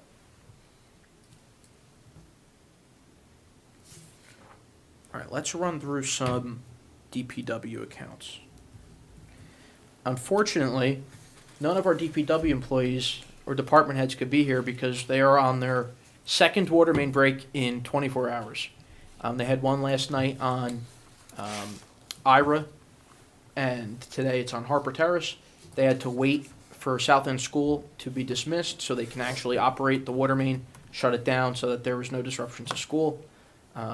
So I promised that they would rather be here doing the budget hearing than out in the freezing cold fixing their second water main, but our thoughts are with them as they struggle through this. Real quick, parks and playgrounds. Not a big increase here at all. Our parks guys do a great job keeping everything clean, cut, and looking really nice. As you all may know, I do have a special spot for landscaping in the township, and I want to make sure that all of our parks, the municipal facilities, everything is super clean. You'll see the part-time salaries here at $16,000. That's just for our summer help, where the minimum wage increased. Full-time salaries, $222,100. This is consistent with the DPW contract. Overtime, $2,750. Last year we spent $2,000. Building materials and supplies, $8,000. Chemicals and gases, that's like for bees. If there are bee nest or wasp nest, they'll spray it. Clothing and uniforms, $35.50. It's a contractual number provided for in the DPW works agreement. And you see line 357, maintenance. One of the things I did when I was here, we had a lot of parks employees, and I found that I could privatize certain sectors of the parks maintenance and save quite a bit of money by not hiring parks employees. So two of the properties, the municipal building and Panther Park, was cut by a private contractor. The municipal building costs $7,000 a year for full year-round landscaping, fall cleanup, spring cleanup, pruning the shrubs, and weekly lawn maintenance. And Panther Park, all of the grass, costs around $13,000 a year. Both numbers combined, it's called $21,000 to play it safe, is substantially less than we would be paying an employee or benefits or health insurance. And it allows our parks crew to focus on Community Park, George Street, anywhere else that they need to actually focus on the parks. Any questions on the parks budget? Overall, you see a very, very slight increase from 286,525 last year to 289,325 this year. All right, less than a $3,000. I think it's just a $3,000 increase. Any questions? All right, let's go to roads. That's line 225 in the Excel sheet, budget account 601260290. We did a lot of road work last year. I think that goes without saying. A lot of that was funded through our capital projects. We paved a lot of streets. We fixed a lot of catch basins. We fixed a lot of manholes. We fixed a lot of potholes. A lot of our roads are in really, really good shape. There's a lot of work that we can be doing now on roads that were recently paved, but we can be replacing the SOAR grates to make it compliant with DEP standards. In this account here, you'll see a decrease in full-time salaries from 410,000 to 355,000. This decrease is because some folks are retiring, and we're not going to be replacing those positions, or there's some breakage in the salary. So this is one of those areas where we're saving quite a bit of money that might be finding its way into other areas of the current fund, so as to not affect the appropriation cap. You'll see conference, seminars, and dues.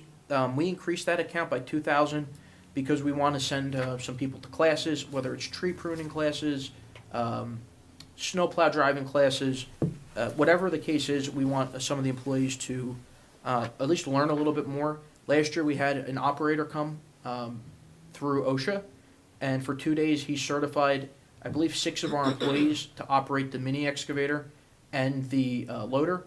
They received OSHA compliance with using this. It was really great for our insurance that they have this compliance now. That's something I'd like to do again this year. It gets them a little bit of seat time. There's also a classroom component to it as well. So obviously that costs money, but if it gets them a little bit safer and it helps reduce our risk and liability with the insurance, there's ultimately a savings with that. Hot mix, you see $10,000. That's for the potholes. That's just standard. I think we spent $10,760 last year. So we'll keep it the same this year because we're anticipating not as many potholes given the amount of roads that we paved. Overall, your streets and roads budget decreased from $459,750 last year to $414,850 this year. It's a pretty substantial decrease that, again, given the appropriation cap, allows us to make some movements within the current fund. Any questions?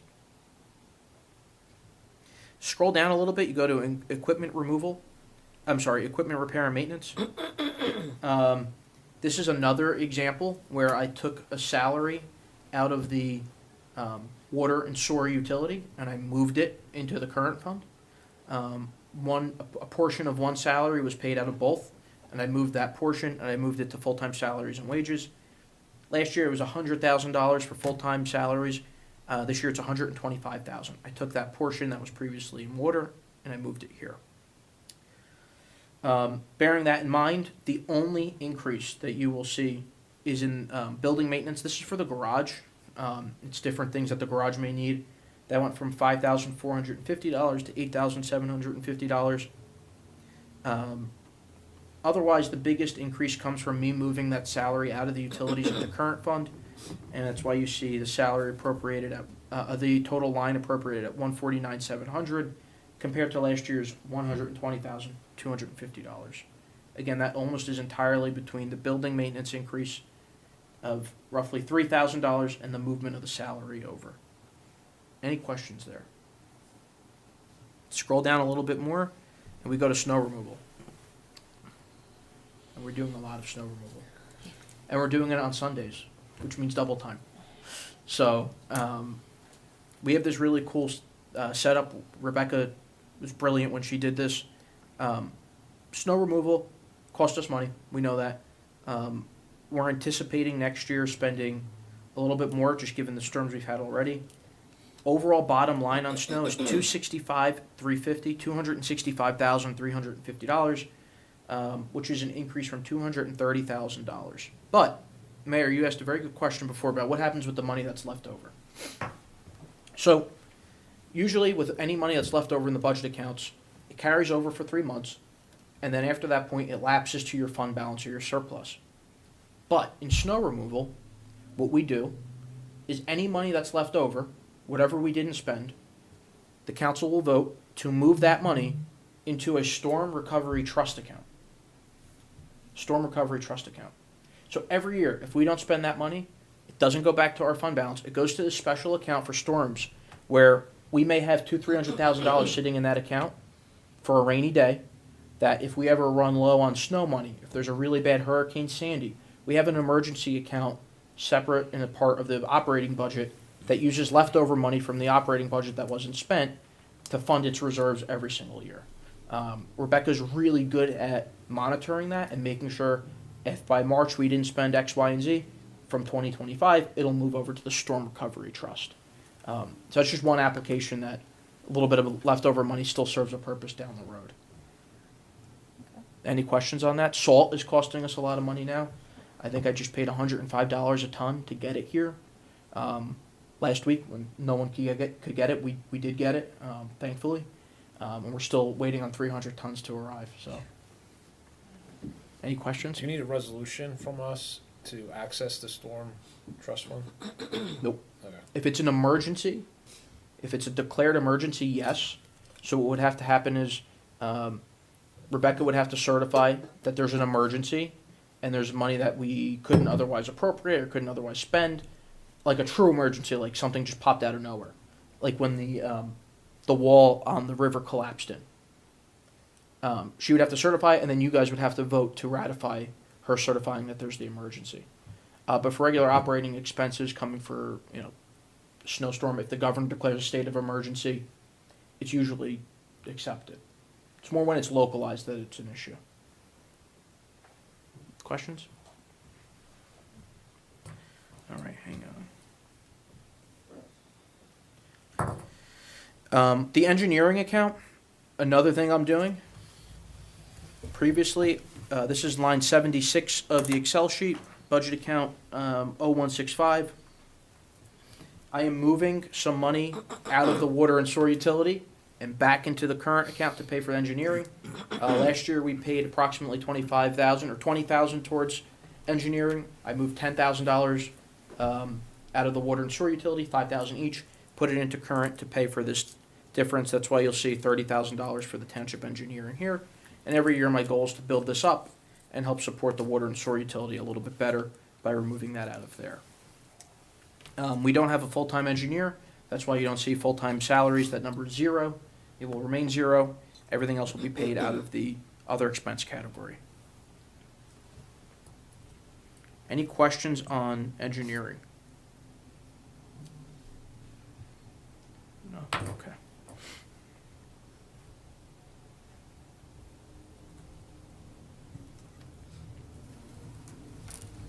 Jump to the water utility real quick. This is line 470 of the Excel sheet, and it is budget account 605550510. Okay. You see a really big reduction from what we budgeted for full-time salaries last year. You may see this number as a little bit less here. That's because we ended up transferring some money out of that account into the other expense account. So it's a little bit of a misnomer. But what you really should be looking at is the 2025 appropriation, which was $544,704.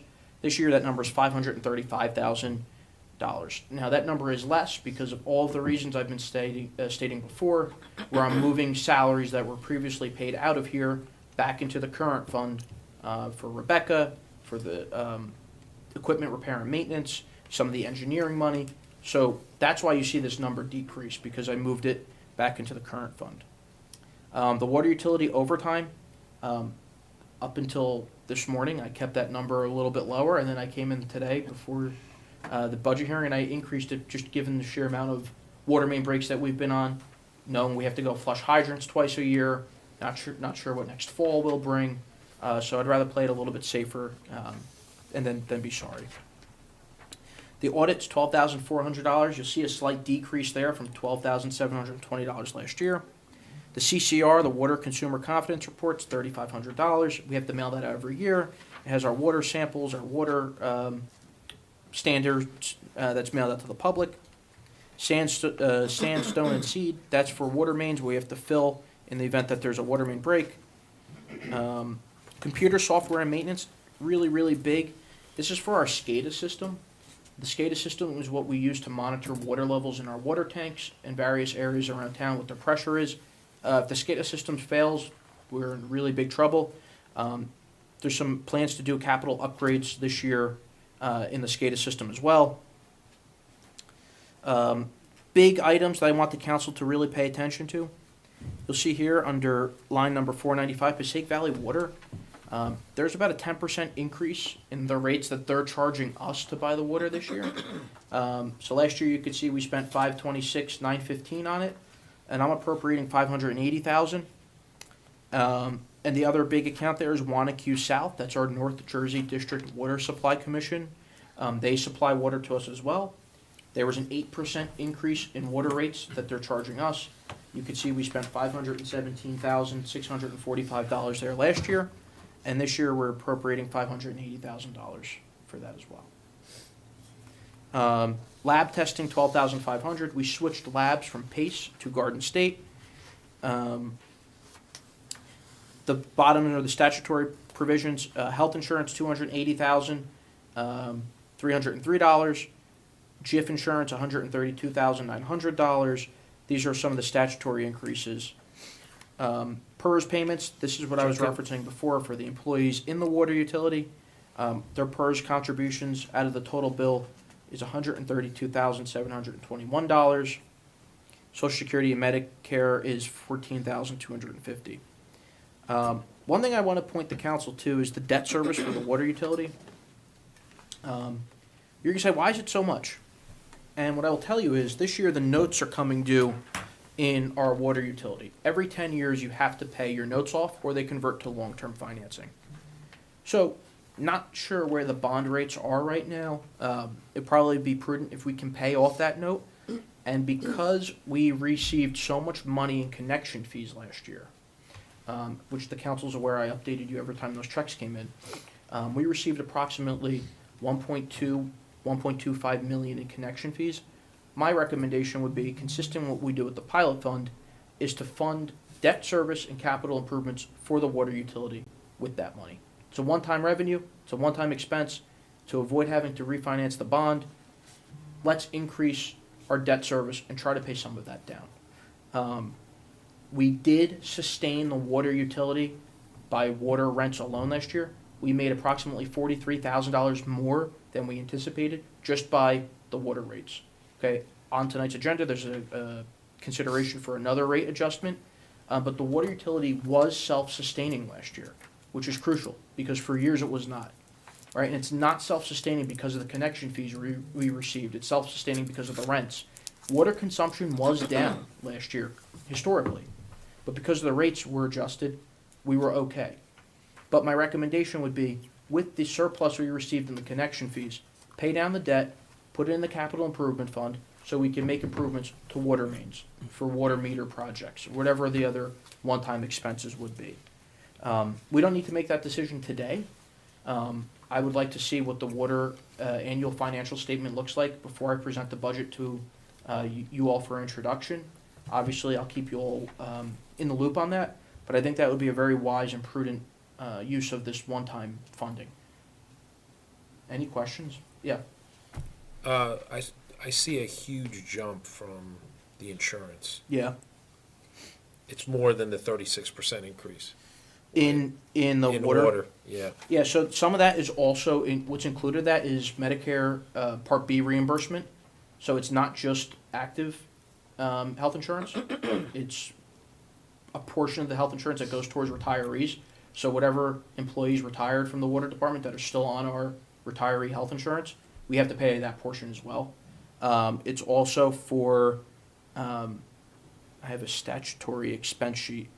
Some of the dental, that's a separate line.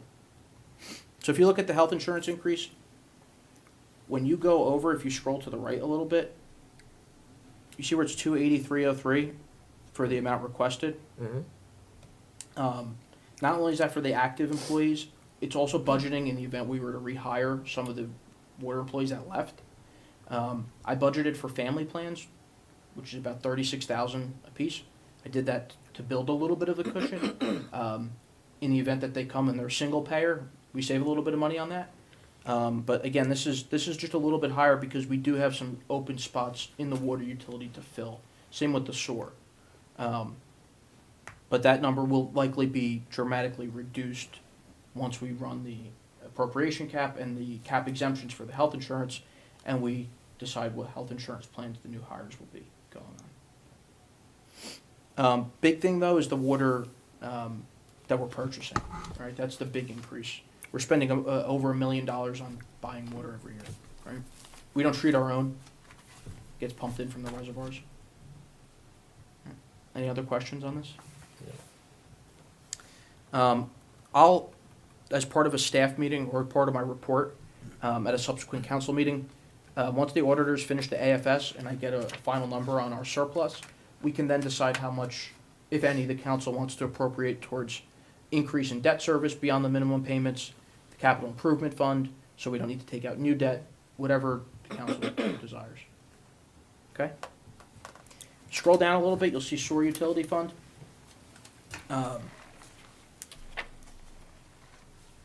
Same thing there.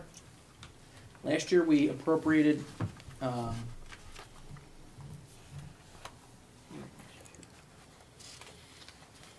was 656, 696. You'll see 2025 is a little less because we modified it for a transfer, which we moved to the other expense line. This year that full-time salary amount is 615,000. Again, Rebecca's salary was previously paid out of there. Last year, my salary was previously paid out of there. I moved mine out last year. I moved Rebecca's out this year. Anyone else that we can move into current next year, we will continue to do that. A $65,000 line for overtime. As the DPW salaries go up every year, so too does the overtime. You see the audit increased slightly from $10,000 last year to $12,346. In the sewer, your big account is the heat, power, and light. This is the gas and electric to keep the sewer treatment plant running. We have $150,000 there. We spent last year $126,535. I'm sorry, $353. Last year we spent $126,353, and I appropriated $150,000 this year. Sludge removal contract. This was just awarded for a 2-year term. You'll see that's $325,000. That's a contractual amount. JIF insurance. You see it went from $148,000, $130 to $200,000. To Deputy Mayor Messeri's point, you'll see a very large amount for health insurance. Again, this is to budget for the retirees that were still receiving benefits and any vacancies in the SOAR operating budget. That number will likely be reduced once we have to start calculating the appropriations within the SOAR utility to be justified by the revenues. Same exact situation as the water utility. You'll see our debt service is substantially higher, especially on line 579, band principal. Last year that number was $42,000. This year, it's $363,100. If we don't pay that note, it converts to long-term financing. Not the end of the world, but if we have the money that we receive from connection fees, it may be prudent to pay down some of this debt a little bit. You'll see we have no deferred charges, which means we didn't over expend or over appropriate any budget accounts last year, and we did hit our revenue. The water and sewer utility did not run a deficit last year. That's the first time in a number of years I think we can say that. Any questions on water or sewer? I wish Mike was here, but like I said, he's out on the water main break right now. I encourage you, if you have any questions about any of these budgets, not just water or sewer, email me. I can get with the department head. We could schedule a Teams call, phone call. We could just answer them via email. Any of the questions that you have. Okay, any questions? Uh-oh. Let's go fire department first, and then we'll end it with the police. Make it easy for you. What's up, Al? What's going on, guys? How are you? Good evening, everyone. How are you? Hello. Soon to be sworn in, chief. He's chief now, but he'll get sworn in about 20 minutes. Alex Bokamp's here. Our fire account is very, very, very similar. It's been said before, I'll say it again. The fire department's the best savings that we have in the township.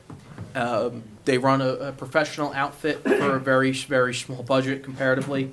One thing I do want to talk about, and I'll have the chief talk about it in a little bit, is the increase in the vehicle maintenance account. Yes. But we'll run through your operating budget real Okay. quick, and then you could do some capital. The operating budget last year overall was $205,850. This year it's $212,500. Your biggest increase in there, I'm just trying to see where we even put that.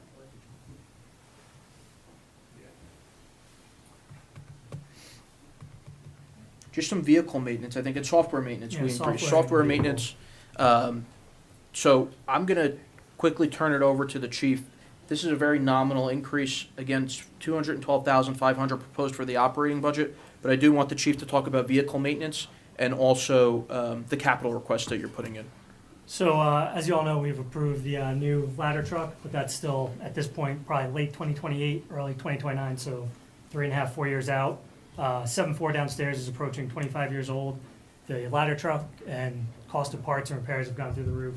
It's an aging vehicle that we need to keep running for the next 4 years, so we bumped that up, and we have some other apparatus that are approaching 20 years now, too. So, So I'm gonna pull that up, the vehicle maintenance. if you can pull that up, Yeah. the actual number. So for fire last year, vehicle maintenance, $35,000 was appropriated. We spent every single penny of $35,000 and then some. This is just for steering boxes and pretty much anything that needs to be fixed on the larger apparatus. Correct. And then upcoming this year, there's a turntable issue that moves the ladder left and right, and another steering box as well. So we appropriated $50,000. We increased that budget line by $15,000 again to keep that apparatus moving. Do you want to talk about some of the capital items? Yeah, so we requested $80,000 in capital for this year, $50,000 for new turnout gear. Each set's costing us now about $5,000 to outfit one member with gear. It's only good for 10 years, so we were trying to build in a replacement cycle so that we're not hit every 10 years with this huge expense. So $50,000 for that, $25,000 for new gear racks to outfit center company downstairs to bring them in line with what's in south end and north end, and then $5,000 for gas meters to measure carbon monoxide and natural gas. They're one of the biggest calls we go on, CO alarms and odors of gas. Their useful life's about 6 to 8 years. We have 4 of them that are needing to be replaced. So we're going to replace the gas meters for the chiefs, for the vehicle, for the apparatus that go out. The fire department's done a really, really great job over the past year with recruitment. So that's something that Captain Towers, Captain Towers. We added 5 or 6 full-time members and a bunch of juniors that we brought in that hopefully stay through high school and start filling our ranks. And that's something that the township has obviously endorsed wholeheartedly and supported with respect to any type of material that they need, tents, tablecloths, banners.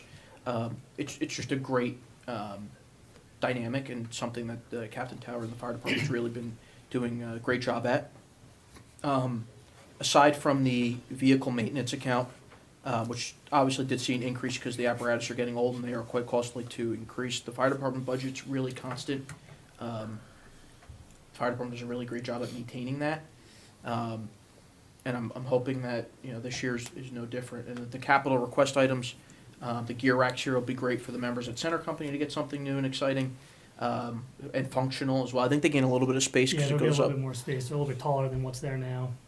And then the turnout gear, obviously, if we can get that on a cycle as opposed to a one big hit at a time, Yeah, it would be so we're trying to prudent. work that out for the next, going forward, instead of trying to hit it every 10 years. Any questions for Nothing for me. Fire Chief? Thank you. Good. No. Thank you. Thank you, Thank Good you to for all go. you guys do. thank you. Thank you for supporting us. Great job. Good job. You can't leave yet. You're getting sworn in. in a little bit. CGPD, come on up.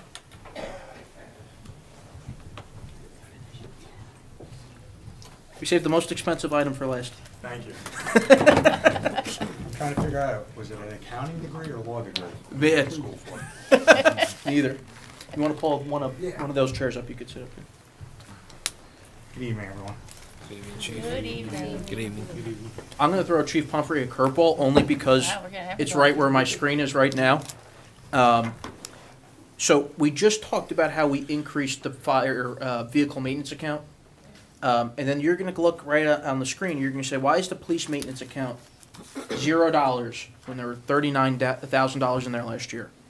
And it's not because they're not getting any money. Uh-oh, what happened there? It's not because they're not getting any money. It's because we moved this into the police department's operating budget. So I don't want the council to say, oh my God, the police maintenance account is 0, but the police operating budget increased $40,000. I moved the money from here to the police budget, right? Yes. Why'd we do that? It makes more sense to have it in one place for really accounting. We can get a better handle on where we're spending money on our patrol cars. One of the best things we've done, we implemented a few years ago, when we purchased the new cars, we build in a 5-year, 100,000-mile warranty. We normally don't hold on to the car to the end of the warranty, so any major expenses related to maintenance, and we cause them, transmissions, coil packs, trans coolers, radiators. Steering racks. Yeah, steering racks. Ford fixes them under warranty. So the majority of our maintenance that we're spending every year, oil changes, tires, and brakes. And what we did was, with the advice of the CFO and Mr. Zakelli, we took that out of the general utility account and put it into the police vehicle account, where we can watch it closer and make sure we're staying within that number, and gives a better picture of how the police department's spending every year. All right. So we're going to go through the police's operating budget. I'm sure the council may have some questions for you or anything you guys want to opine, jump in. So salaries and wages, again, as the council knows, it's contractual. You'll see this number as $5,175,000. Pull your mic closer. $5,175,000. Again, that's a contractual increase. Right beneath that, you'll see part-time salaries and wages. Chief, can you just speak to this one briefly? Last year, there was no money appropriated there, but there's $26,000 appropriated right now. Yes, we took the position from records, from a full-time position to a part-time position. Prior to that, it was about a $70,000 line item. We've cut it down to $26,000. I think a substantial savings to help offset our overall operating number, considering the appropriation cap. Thank you, Chief. You'll see the line below that is police overtime. A cool little fact was shared with me earlier today. I don't know if the chief is able to share it, but you'll see the police overtime is $175,000. I will say that our officers, the chief, the captains do a really great job at being very judicious with the overtime amount. Our officers do not take it lightly. Do you want to? Yeah, last year was a tough year for the PD. Between retirements and staffing, we ran thin. We had a family leave issue with one of the officers. Having said all of that, compared to some of our neighbors and keeping tabs with them, we're approximately half of what they're spending on overtime. And I think it's a credit to the officers. They really pulled the line on it. It adjusted their ability to take time off because we were running at minimum constantly, and to not cause overtime. The officers would just manage their time off a little bit better and wait till the schedule allowed it, so it wouldn't create an overtime for the township. We did a pretty good job considering going into this year. We also have mandatory training now related to licensing. They require 4 hours of defensive tactics. Firearms runs about 6 hours per officer, plus active shooter, which the state has generously mandated on all of us without any funding.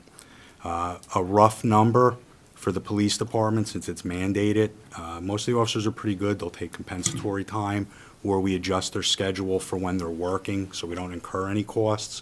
But if we had to pay that obligation, we're looking at about 45 to 50,000 in overtime, which I think kind of explains the jump in our overtime from last year. We were budgeted about 120.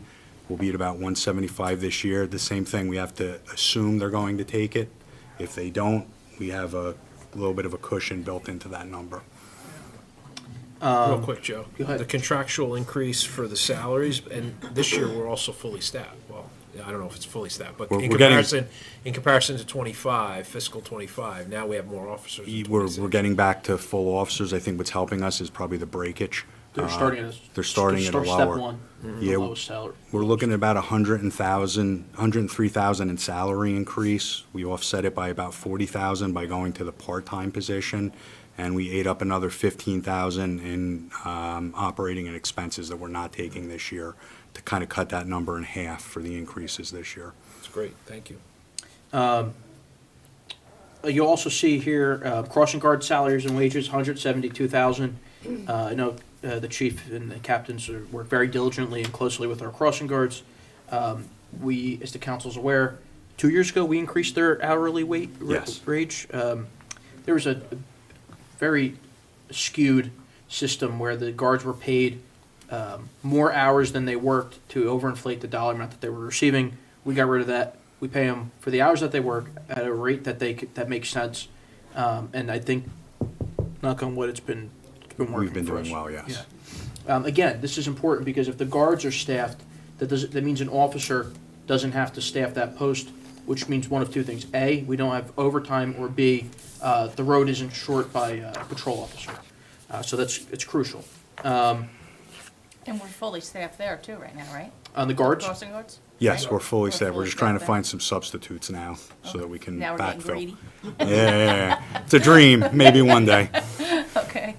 I'm going to move down to, all these accounts really stayed the same. You're going to see a big decrease in conference training and dues from 37,000 to 27,000. We cut that by 10,000. Yes. Why? That was the promotional exam expenses for last year. It was actually across 2 accounts. It was about 28,000 total we're able to take out of the budget this year. So we're saving 28,000. We're not doing a promotional test. Computer software and maintenance, 99,000 last year. It's 117,000 this year. Increased a little bit. There's just ongoing costs with that. Yeah, we rely heavily on the technology, and it constantly increases each year. They find a way to get us for licensing and storage. The other big one I want to talk to is police vehicles.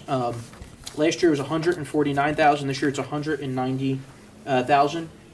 Not because we're buying an additional vehicle, but because of what go ahead, explain. We moved the money. That was moving the money from the one maintenance account into the police vehicle account, so it's all in one area for what police vehicles are costing the township.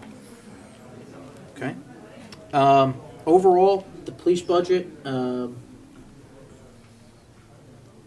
was it last year? $5,677,400. Very nominal increase from $5,526,647 last year. Chief, can you just talk to your capital points real quick, or if there's anything else you want to share with the council? But Sure, we're wrapping up 25 capital because we seem to run behind. We have a new Alco test that should be arriving hopefully shortly.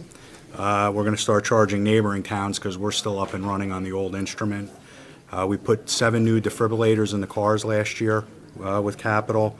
We have 2 new laser units which arrived today, a new evidence computer, and we did some renovations to the building. More importantly, to not be taking reports in the lobby anymore. We can bring them inside where there's a little more decorum of privacy when people are reporting some of their troubles in their life that people walking by don't take it in. Going into the 2026 capital, we have to finish up a component of the new desk, which is a recording device to record the phones and the radios. That was the only piece we couldn't get in when we did the desk.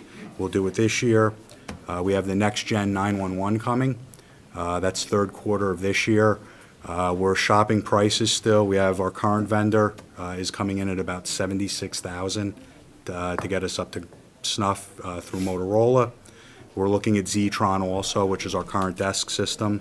We're going to do a FirstNet radio integration. These portables run anywhere from $3,000 to $5,000 a piece. We're able to put them on our phones. It's about $10,000 to do the equipment, and it's about $8 a month per phone. So there'd be a substantial savings there, and instead of buying these and paying licensing fees on the state system for it. We're doing that also because of the OEM. Yeah. Big expense into OEM. And then there'll be some building improvements, IT related. We need some new runs for our computers. Nothing crazy, but just, we do a good job. We chip away each year. We pick a little project to not do it all at once, and we'll be doing the same thing going into this year. What about cameras? Any new cameras? Yes. Okay.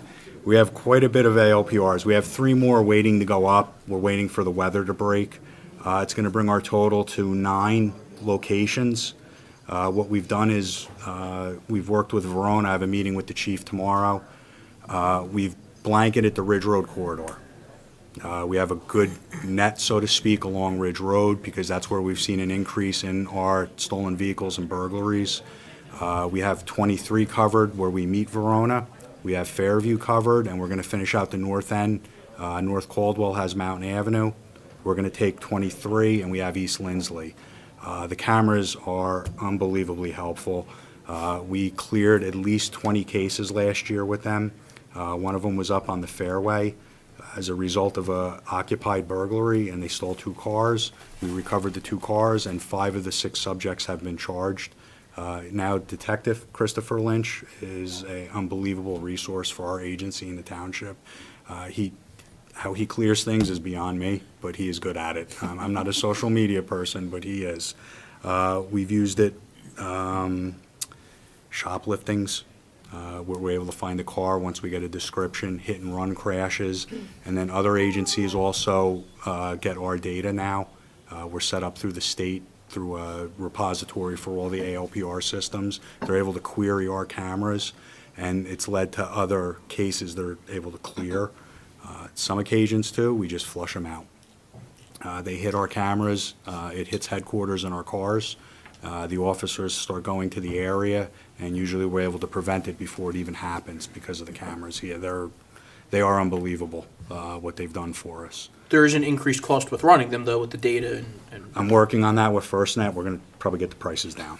Great. We just had them in recently. We're going to do something different to bring the cost down on the data and the phones to save some money there also this year. Fantastic. So, yeah, we enjoy having them. Like I said, the technology helps us. It's definitely a force multiplier. Real quick, anything you want to add about our new officers? Yeah, the new officers are doing very well. Thank you. They've assimilated well into the agency. They were received well. They're very anxious to come into work every day. I see a lot of smiles. I think the benefit of coming from another agency is they've had a taste of what else is out there, and they see what Cedar Grove can offer them, and they truly appreciate it. They've been doing a really good job. We were fortunate. It was a tough process to go through that many interviews. Somehow we weeded down that list, and I'm very happy with the officers we've got. They've been doing very well. And the promotions, too? Promotions have been tremendous. The captains, we restructured a little bit, so to speak, in responsibilities. We reworked our table of organization and divided out personnel or almost evenly between the 2 captains, between the guards, the detective bureau, and then patrol to kind of lighten the load on everybody. And internal affairs has been moved under the administrative captain. And with the admin officer, Officer McElroy, retiring, we have split out his responsibilities through the 2 captains and myself. So again, it's a position I'm not going to be replacing, but we're doing pretty well with the technology. we're getting up to speed on it. You know, I don't know if the captains knew exactly what they were in for, But they show up every day still, they so show we're up, good. yes. They're smiling. Yeah, the lieutenants and the sergeants, everyone's meshing well on their squads. We've had a couple of injuries. We're hoping to get them back within a week or two, at least on light duty. But again, to the officers' credit, even with being down from injuries, they're towing the line and keeping our minimums without generating overtime. So we do owe a thanks to the officers for being cognizant of that with the township. Okay. Excellent. Any other Thank you. questions for the police department? Well done. Again, there's some cushions built in here, as the chief indicated. Once we get our appropriation cap with where we're at, we can make any adjustments we need and go from there. All right? Excellent. Last two things I want to hit on. You guys are good. Thank you for your time. Thank you. Last two things I want to hit on, the OEM budget and the debt service. We'll do debt service real quick.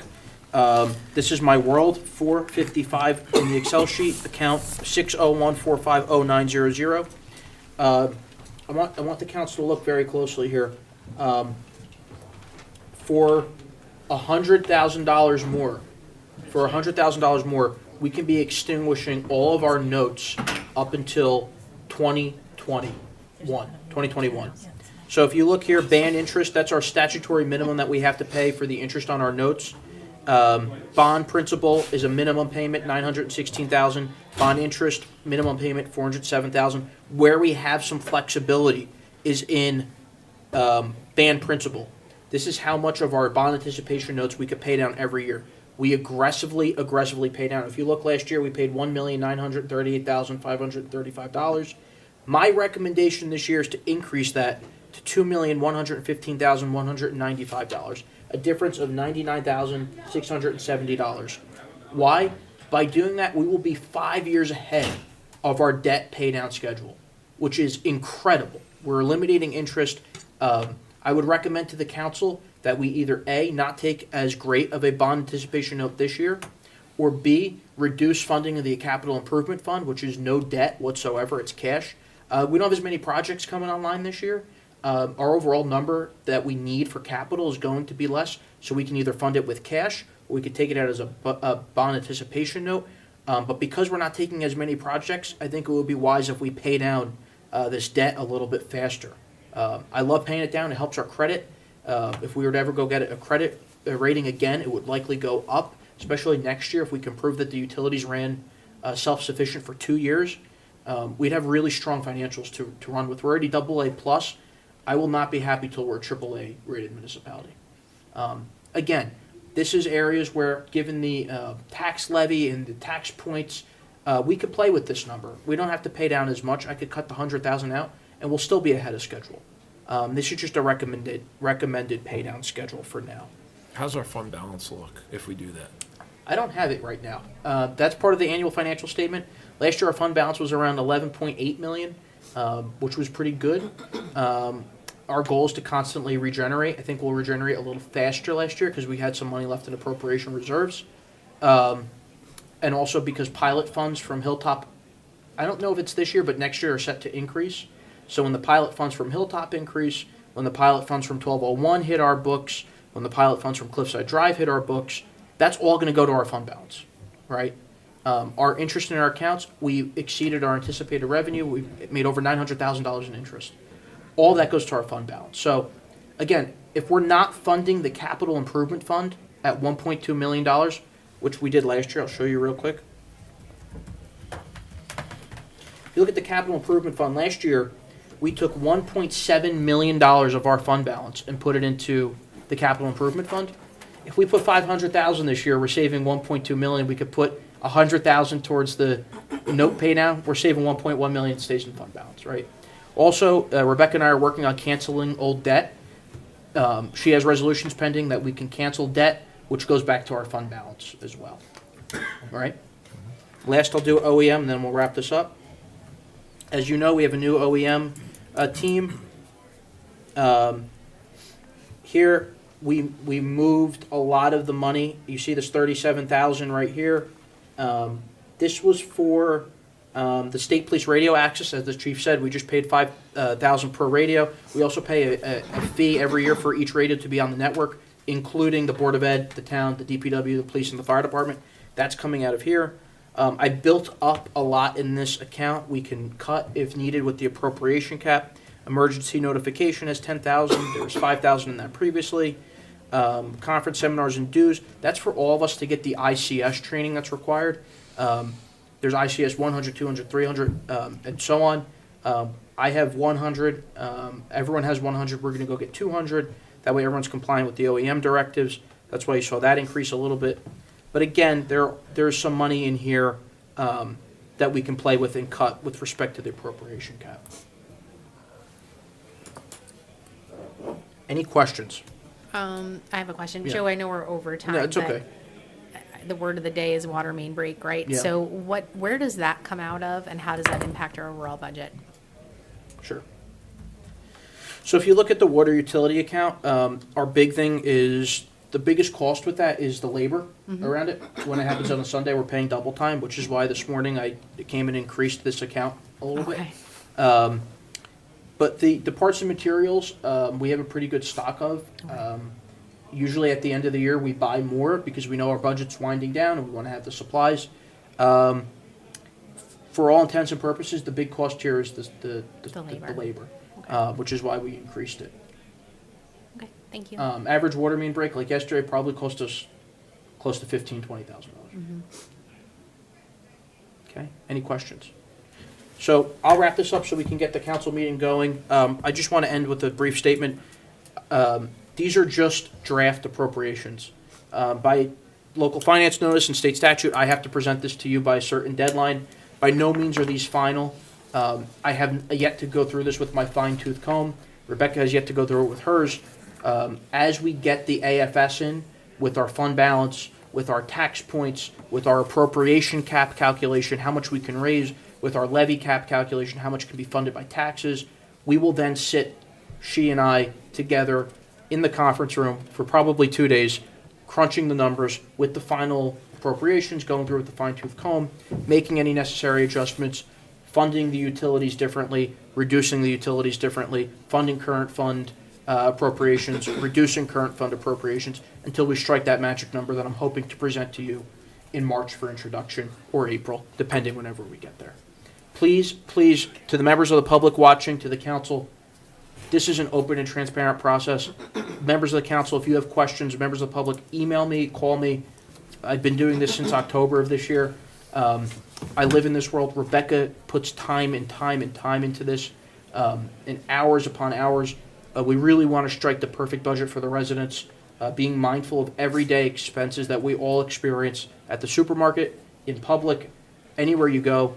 But we still strive to provide really good government service of all the essentials at a really good price. Please reach out to me. I think this concludes our 2026 very rough draft budget appropriations. If there's any questions, go ahead, Council. Just one, real Yeah. quick, just for the public and for us. Am I reading this correctly, that our adopted and proposed budget for '25 was greater than this year's? If you are looking at... 663. Yeah, so that includes all of the utility accounts. So if you take our current fund, our water utility, shore utility, pool utility, and the solid waste district, solid waste was exactly the same except for the increase in contract, which is on for tonight's bid award, which went from $815,000 to $838,500. As it stands presently with the health insurance increases, there is a decrease in overall budget appropriations across all funds. Current, water, sewer, pool, and solid waste, yes. Right. I'm going to mention it in my report, but I want to say it here as we're concluding. We have a 36% increase in health insurance, and we have increases across the board for costs of materials and everything else and labor, and our budget is less than last year's, the our goal. proposed budget, just for the public to understand that. But thank you. That's the goal. Appreciate it. Okay, I think that concludes my portion. I'm going to start packing up if you want to ask for an adjournment, Mayor. Yes, I would love So to do moved. that. Thank you. May I have a second? Second. All in Roll favor? call. You want roll call? Councilwoman Peterson, Councilwoman Scabba is absent. Councilman Zazali? Yes. Deputy Mayor Misery? Yes. Mayor Miga? Yes. We just get a 2-minute break before Andy starts. You guys can start without me while I finish this. Thank you very much, Joe. You did a great job.